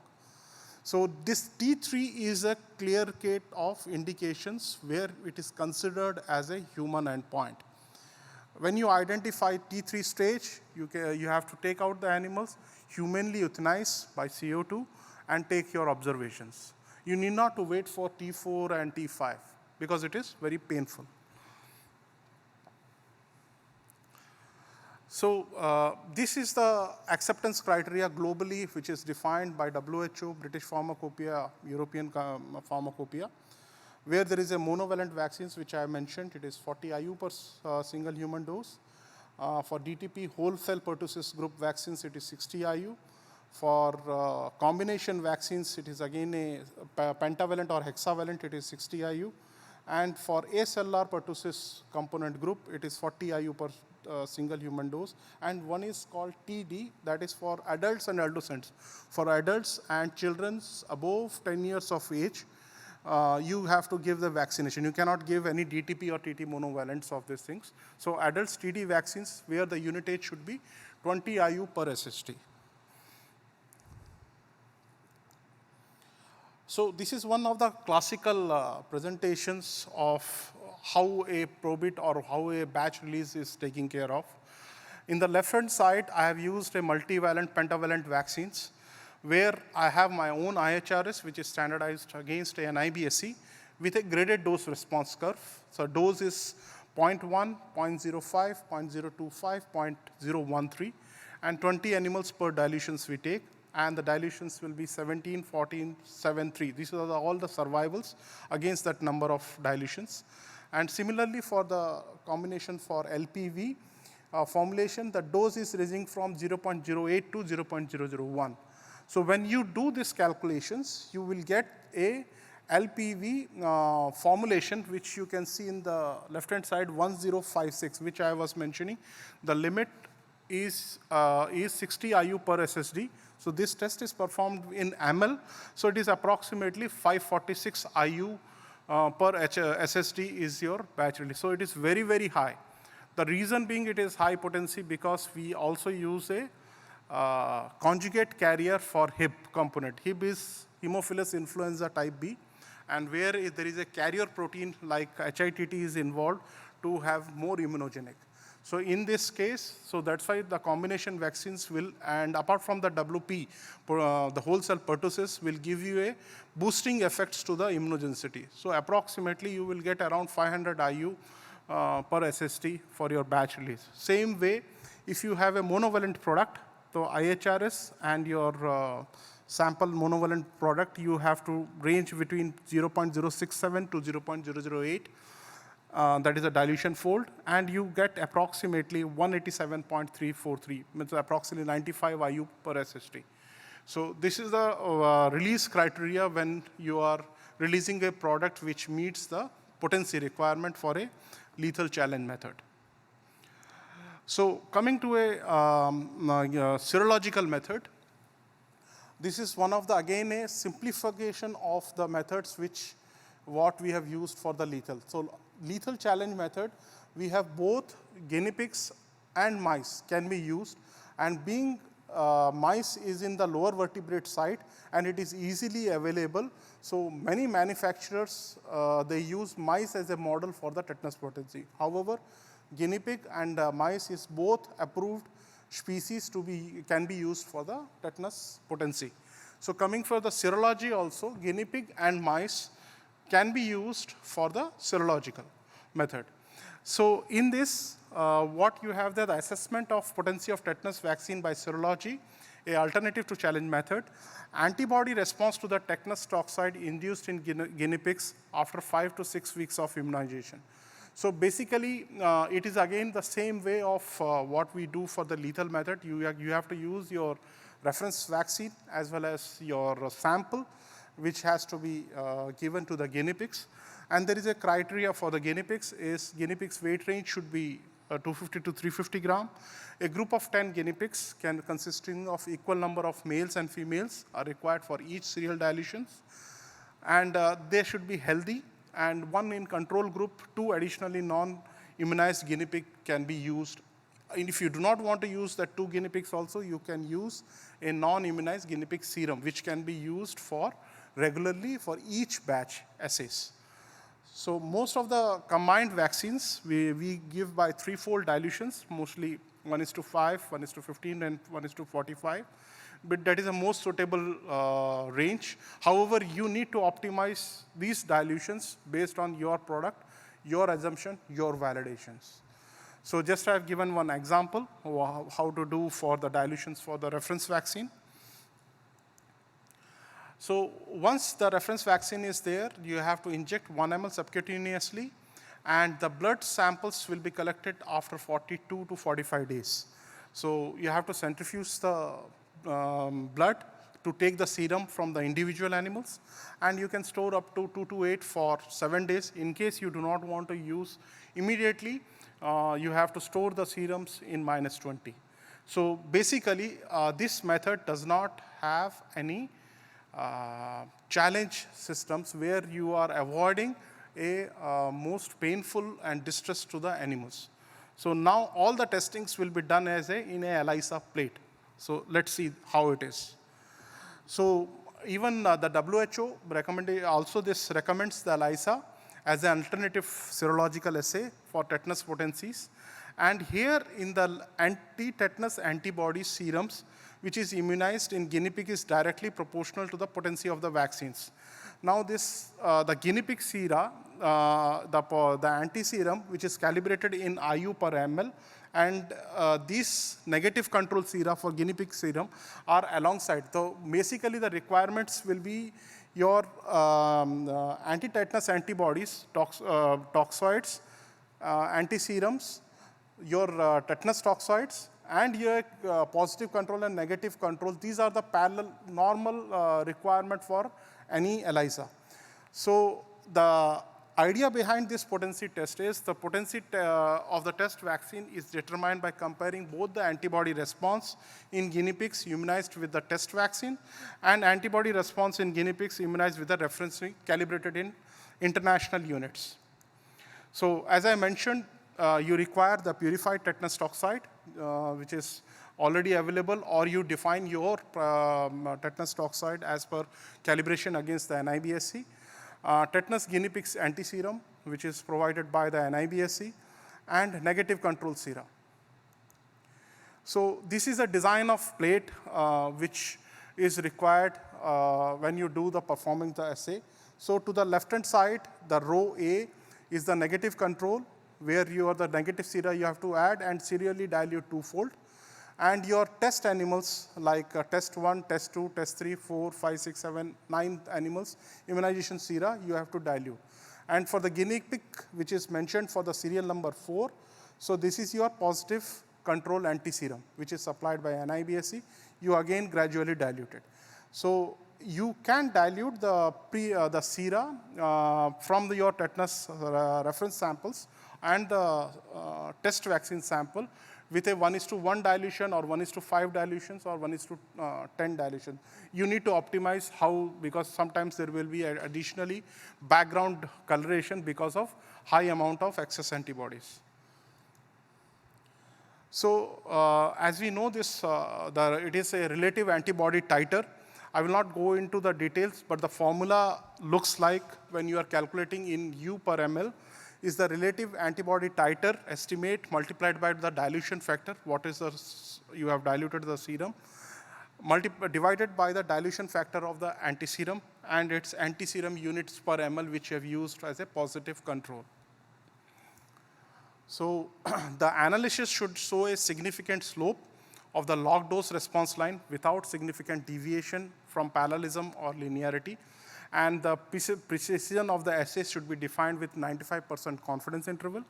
And the confidence limits of P is equal to 0.95 is estimated potency should be within 15 to 200%. And recommendation and specification for 3 dilutions and single dilution assays remain the same as what is mentioned in the challenge assays. So another method the WHO recommends is toxin inhibiting binding assay. So again, it can be used in both guinea pigs and mice. I have mentioned here the mice model. So the principle is the level of antitoxin or toxoid antibodies in the serum of immunized mice is directly proportional to the potency of the vaccine.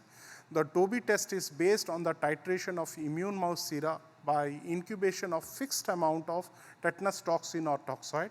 The free toxin or toxoid is then measured by ELISA using an anti-toxin anti-serum for the capture antibodies. And the potency of the test vaccine is then determined by comparing the antibody scores in mice immunized with the test vaccine against a reference population. Again, it has to be calibrated in international units. So these are the critical reagents which is required for the assay. That is purified tetanus toxins, toxoid, equine anti-tetanus IgG, peroxide conjugate equine anti-tetanus IgG, and 4 control mouse sera, which can be used for scoring method, and negative control serum. So here you have to minimum 3 dilutions, 3 serial dilutions for the test and reference, and mice are bled by 4 to 5 weeks. Immunization doses will depend upon the type of vaccine, but doses can be ranged from 13 to 2 IU. So based 2-fold dilutions you can do it, and inject 0.5 ml dilutions subcutaneously in the right groin fold of the mouse, starting from the highest dilution to the lowest concentration.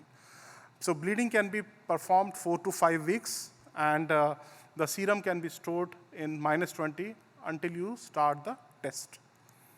So this I will just skip. It is just a basic ELISA, like pre-incubation you need to do with a BSA, and preparation of serum toxin and toxoid mixtures to have the scores for this, for both for anti-tetanus serum as well as your tetanus toxoid.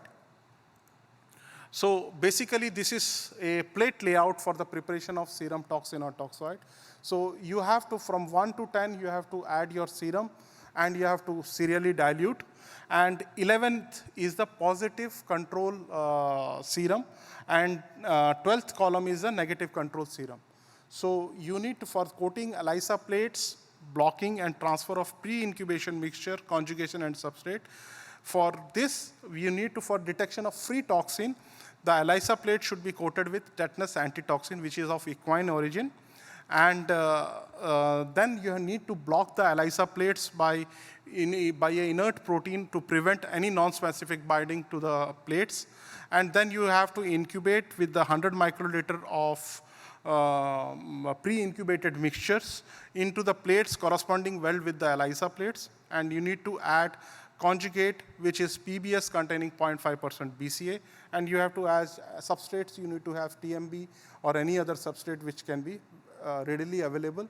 And this you have to measure at 450 nanometer in an automatic plate reader. So this is the most important part, is the determination of scores.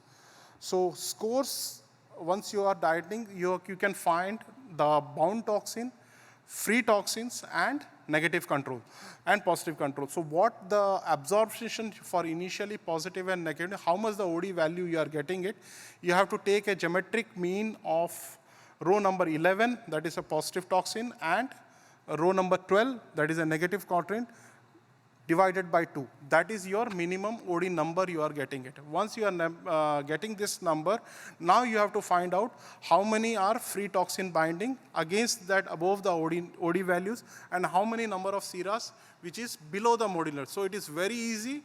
Directly with a plate reader, you will directly get the values out of it, and you can find out your assay whether it is meeting the requirement or not. So this is very simple test. Inspired from the, if you take the ELISA method and TOBI method will give you much more clarity as well as important milestones can compare to the lethal challenge method. So again, this is the parallel line assay you need to draw in the Probit software. Either you use Combistat or BioAssist for calculation of vaccine potency. So here is one survival pattern, which is comparative, done by EDQM also, if you refer the Pharma Europa 2002.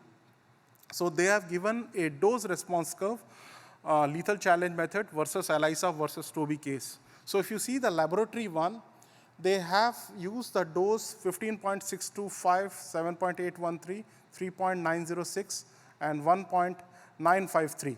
If you see this curve, the challenge assay survival is 12 out of 12 versus ELISA 11 out of 13, and TOBI 11 out of 13. So similarly, you have find the graded dilutions covers, which means that this all examples, I do not want to go in the numbers, but if you see the numbers, it is pretty much same. What is there in the lethal challenge method versus serology versus the TOBI method. So once you are validating these assays in your lab, you need to ensure you have to show the consistency based on your current method and what the approved method you are going to develop. So this consistency is much more important for any batch release. So this, you have to, when your regulators are going to ask these methods, whatever the serological approach you want to use, you need to do this establishment cycles and perform the assays at the, in your lab to substantiate your data to the local regulatory authorities. So if you see this potential results of tetanus vaccines, so here you can find in the potencies around 227, which is mentioned as a low in the left-hand side by the challenge method. Same way in the ELISA, it is same product, it is giving you 452, and for the TOBI method, it is giving you 351. So assays are much more prettier and consistent.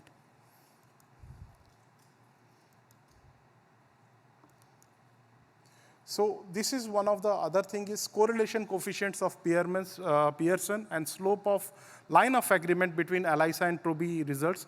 If you see the right-hand side slope versus correlation factors of ELISA and TOBI, it is very perfectly matching between both the methods. Hence, both the serological methods can be used for routine batch release. One of the most important fourth method is in vivo toxin neutralization test. Here, the only drawback of this method, most of the regulators, they do not use this method as for the batch release. However, this can be used only for the functional antibody response assay or measurement. So, but it requires very, very few animals, very few assays. So your results will be out similar to the ELISA. But it is not recommended by WHO or any other regulatory authority to UB for routine batch to lot release. So as far as NRA is concerned, so this method is, our NRA gives, Indian NRA gives this hope to use this alternative methods for batch release. So in this, I will just quickly go through this. Immunization will be on the 20th fold of the vaccine. There is no reference standard requirement because you will be use your ATS product. So you have to dilute your vaccine to the 20th fold and you inject 1 ml of your drug product subcutaneously, 10 healthy guinea pigs. Bleed, again give a booster on 14th day and bleed the animals on day 42. And this sera can be stored in -20.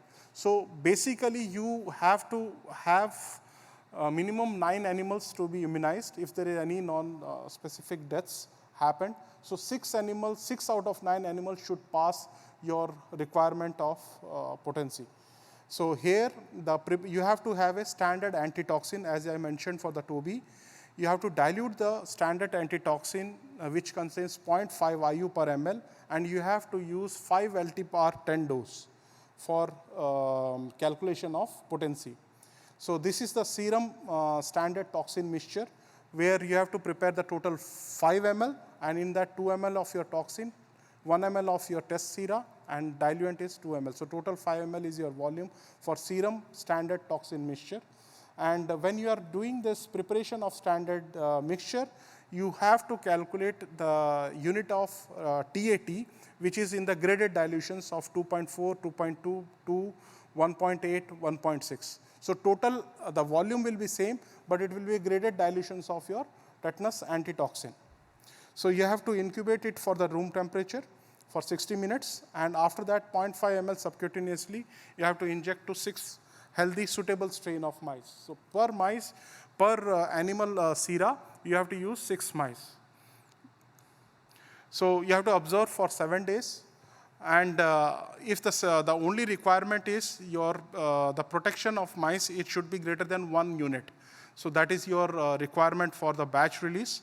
And the validity of the criteria, the test is only valid when all the 6 mice inoculated with the mixtures that contain 2 ml of less of the standard antitoxins show all paralysis, and those inoculated with greater than 2 ml does not show any paralysis or symptoms or any tetanus symptoms in the mice.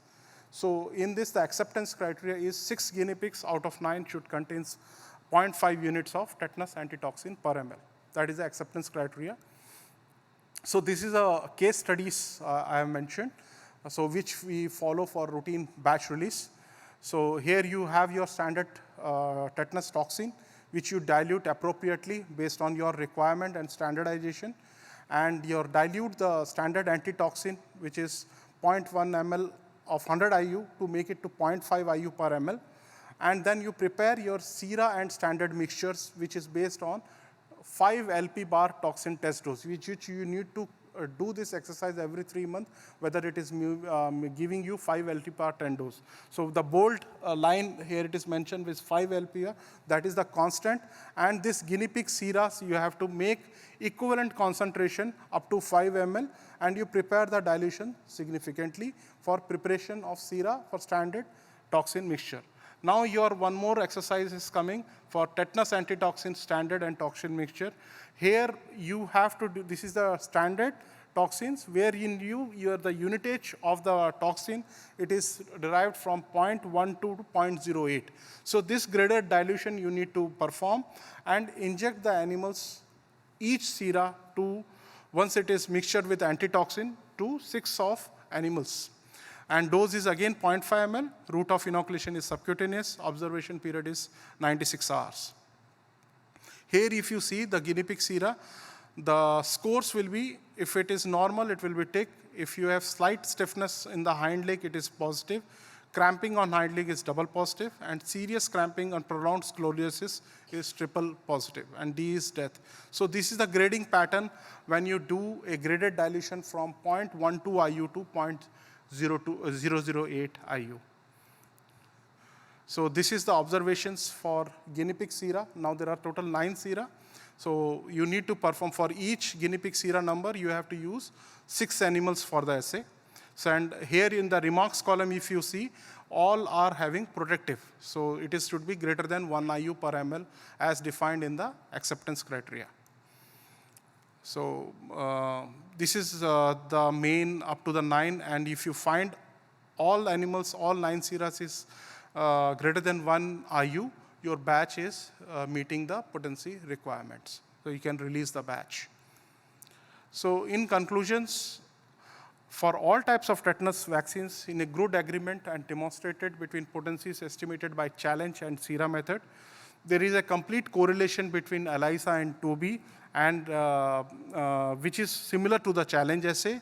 And it is suggested to have a serological tetanus potency test can be used for routine commercial and stability studies instead of lethal paralytic method. So one more the drawback is for the stability studies, there are some guidance that you need to only use lethal challenge method. However, for batch to batch release, you can use serology. So we need to address in a global harmonization procedures that appropriate serology methods can also be used for routine stability studies. So that gives you a much more data, correlations, everything which we have provided to the local NRS and WHO for routine batch release. If these things happens, definitely it will give a more progressive output. Thank you. I'm sorry because it is mostly a statistical analysis, so you may feel a little bored, but that is I want to relevant all these things in a case-by-case basis where you can understand a little bit on the product batch release. Thank you very much. Thank you very much, Pradip. A real tour de force of the various approaches available for potency testing, exactly the kind of information and knowledge that needs to be shared to really support these kinds of approaches get taken up. We have time for a quick question, if there's any from the floor for Pradip. Okay, just one very quick one for you, Pradip, from me. In terms of the, so the serology method you mentioned was included in WHO recommendations. Does that mean that it's widely taken up across the globe, including in low and middle income countries, or are there challenges that they face that really affect its more wide adoption? No, it is, most of the NRAs, they ask for lethal challenge method because they are pretty much sure of that it is a gold standard. Yeah. So we also use serological method, as I mentioned, for our local NRA, which is a very simpler test and very easy to perform. But when it comes to the exports to the other NRA, they ask for only lethal challenge method. Okay. Even they do not like for serological method like ELISA or TOBI. Yeah. So we cannot have, as a manufacturing process, we cannot have two different methods which can be used for each time assay. So we have to, and we are bound to do the lethal method. Yeah. But of course, with a human touch, human endpoints are there. So in case of this, one more request, as we are working all together for a global harmonizations, if these things happens in a globally, then it is for the manufacturers to very easy to perform a very good and consistent alternative assays. Yes. And Professor, a question. You suggest to use serology for routine testing for batch release and for stability study. But when you have a major change in the manufacturing process, the idea is to use the challenge test or use serology or use both methods. What is your opinion? Back to square one, when there is a change in process, any change in process, you have to first give a consistency approach through lethal challenge method. So that is the current TRS requirement. Okay. Thank you. Thank you. Thank you. Okay, so our last presenter is Dr. Elio Lilei. Elio is program manager for the 3R in vaccine batch release and quality control testing at the UK National Centre for the 3R, NC3R. After a 15 years career in the pharmaceutical industry, he spent 9 years with the RSPCA Research Animal Department when he worked to promote refinement. He joined the NC3R in 2020 to work on a project to apply the 3R to batch testing of biologics, working closely with the WHO and a working group of international experts. He is a fellow of the British Pharmaceutical Society and animal ethics editor of the British Journal of Pharmacology. Thank you very much for that introduction, and thank you very much for the opportunity to speak today. So I'm very quickly going to give you an overview of a project that we've been working on for the last 3 years at the NC3Rs. And you'll see as we go through that some of the people who've already presented to you today, in fact, all of them have been involved in one way, shape, or form in this project, and we couldn't have achieved what we've achieved without those individuals. So what is this project? So we started off with 3 questions. So the overarching concept is we wanted to review those animal testing requirements in WHO public-facing guidance documents to optimize the opportunities for implementation of the 3Rs. So we had these 3 overarching questions. First of all, to what extent are animals currently mandated for batch and lot release testing for these products? And to what extent currently are alternative methods already mentioned? And then the second question was, would it be useful to the community if WHO actually had a statement around the 3Rs? Would it be of value for the broader stakeholders involved in vaccine production and biological production if WHO took a stand on this? And the last question was, when it comes to adoption of these 3 R's principles, what are the barriers that hinder adoption when they're already currently available? And why are we doing this? Well, we're doing it because it's a really good time. As you've seen from the presentations we've already had today, there's a global movement. There's a recognition that a lot of these animal tests are not really fit for purpose and that there needs to be a change because fundamentally it's preventing product getting to the people that need it most. We need to treat disease, and some of these assays are delaying access of product to the key markets that need them. So it's a good time for us to do it. And why are we doing it with the WHO? Because as you've heard already, that they set the baseline requirements internationally, and a lot of countries actually set their guidance and their regulatory frameworks on the WHO standards. So it's a really great place to start. And WHO have leadership here, so it's a good organization for us to be working with. So we established this project, and we separated it into 2 stages. Stage 1 was estimated to take 3 years, and we are very close to finishing it. In fact, this phase finishes in October of this year. So what we did is established an expert working group, and I'll show you some of the member organizations in a moment. And we set about reviewing all public-facing WHO guidelines to look for currently what kind of animal tests are mandated or recommended, and where we could apply the 3 R's. As well as that, so in parallel, we did some stakeholder engagement because we have to explore these concepts as to, number one, is leadership from the WHO on the 3 R's something the community wants? And also, what are those barriers to adoption? So we set out to do this over 3 years, and once we finished stage 1, which is internally managed by the NC3Rs, if you like, we've been tasked by WHO to perform an audit on their practices, and effectively that's what we've done. And by having an external organization doing that, it's a bit like having a financial audit. You bring external people in to do that. It's a good way of ensuring that there's independence. As I said, this is very nearly finished, and once we reach October, we are formally going to present these recommendations to ECBS, which has been mentioned before, so that's the WHO Expert Committee on Biological Standardization. Once we've done that, we will formally move into stage 2 of the project, which will be managed internally by WHO, where they will respond to our recommendations.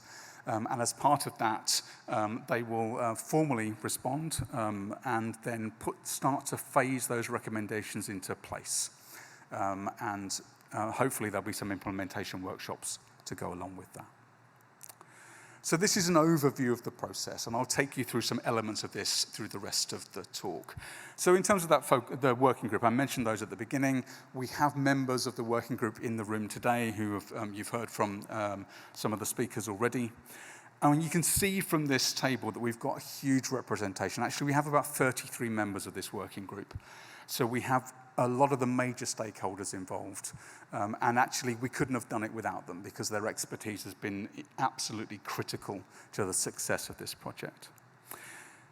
So then the main phase of this, which is the red main section through the middle here, is the review process. And I'll take you through this very quickly.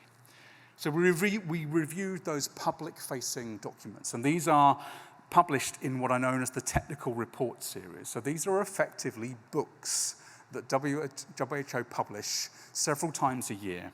You can see in the top right of the cover here, you have the number 1024.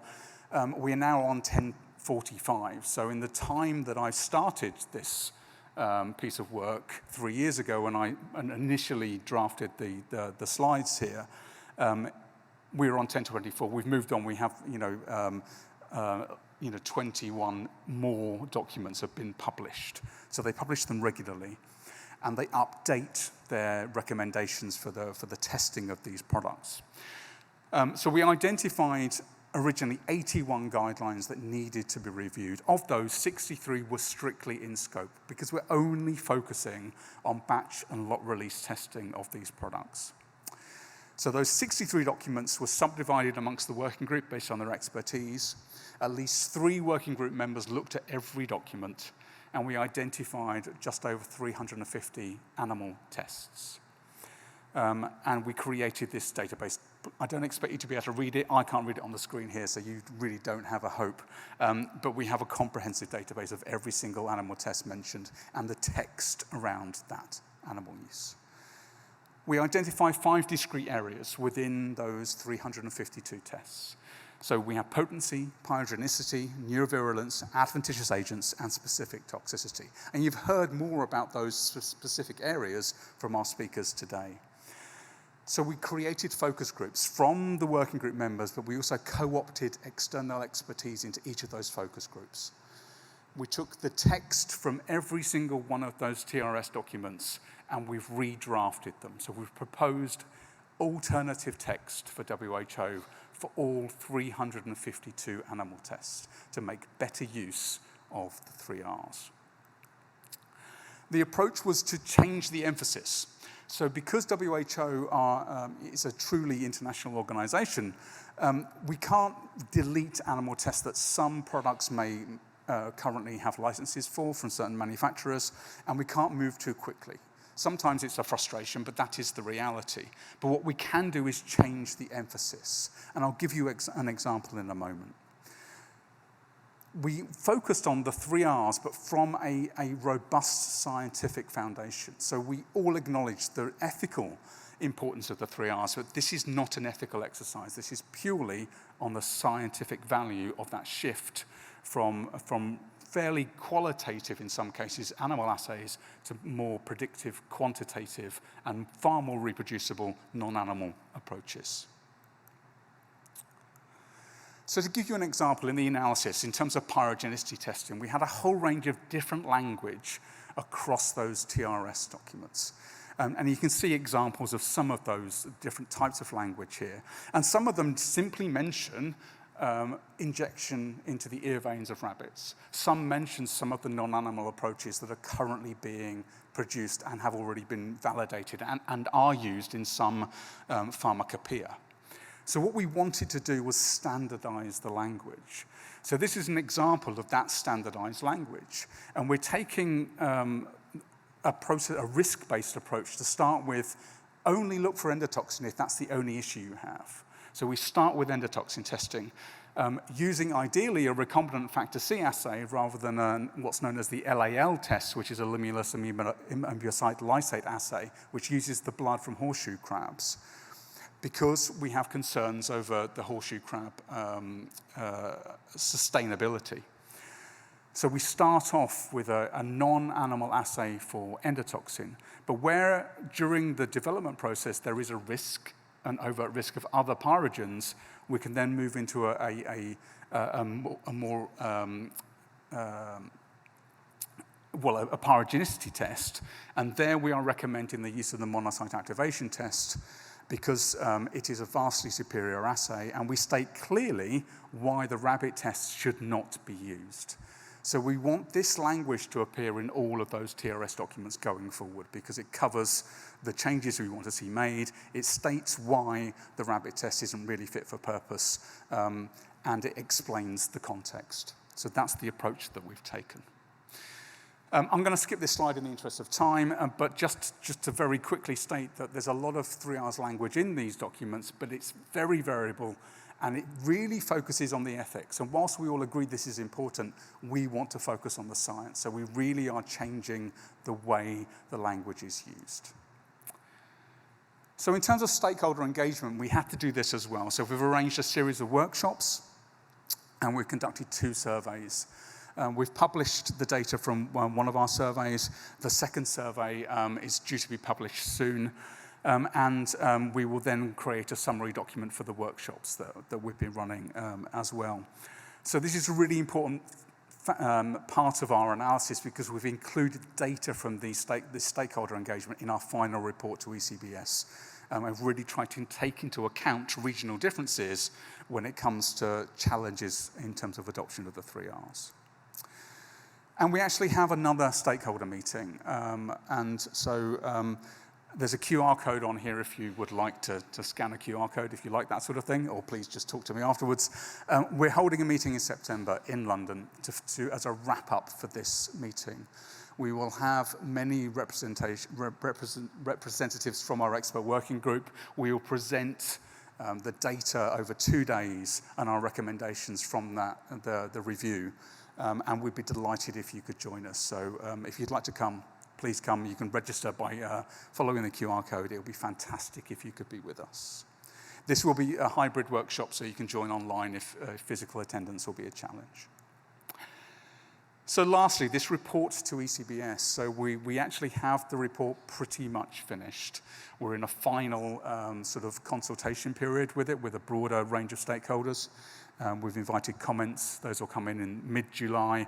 We aim to submit the report to ECBS at the end of July. As I say, we'll be presenting this in October.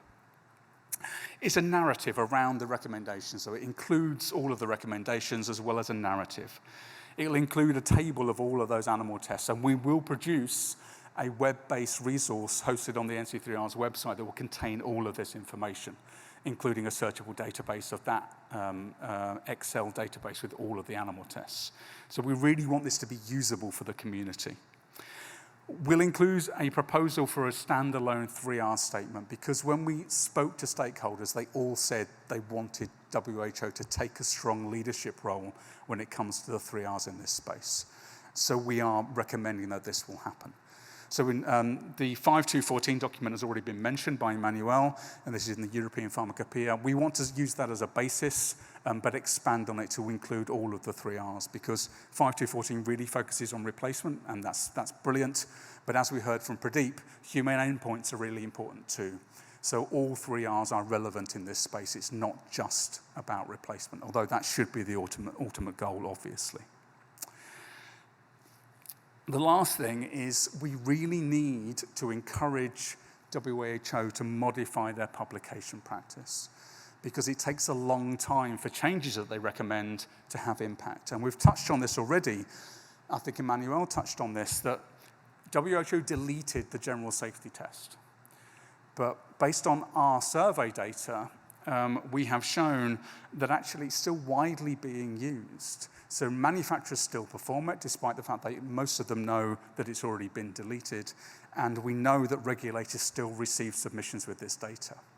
One possible explanation for this is that the statement to delete this from WHO guidelines is in a separate TRS. It hasn't been removed from most of the guidance documents themselves. So it still sits in 34 individual TRSs.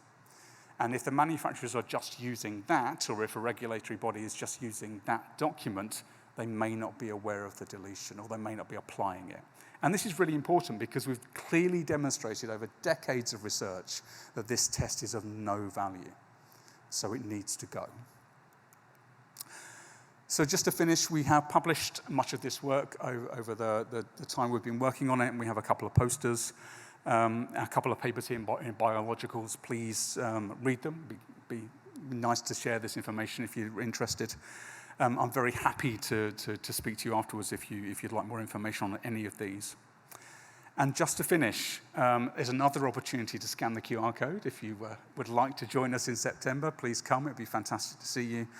And really, I just want to really emphasize how incredibly valuable the expert working group has been, and how we wouldn't have achieved what we've achieved without them.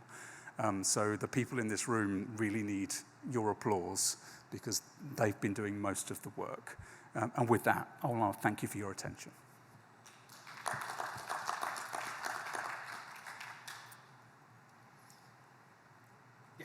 No, it's not a question, it's a comment, Elliot.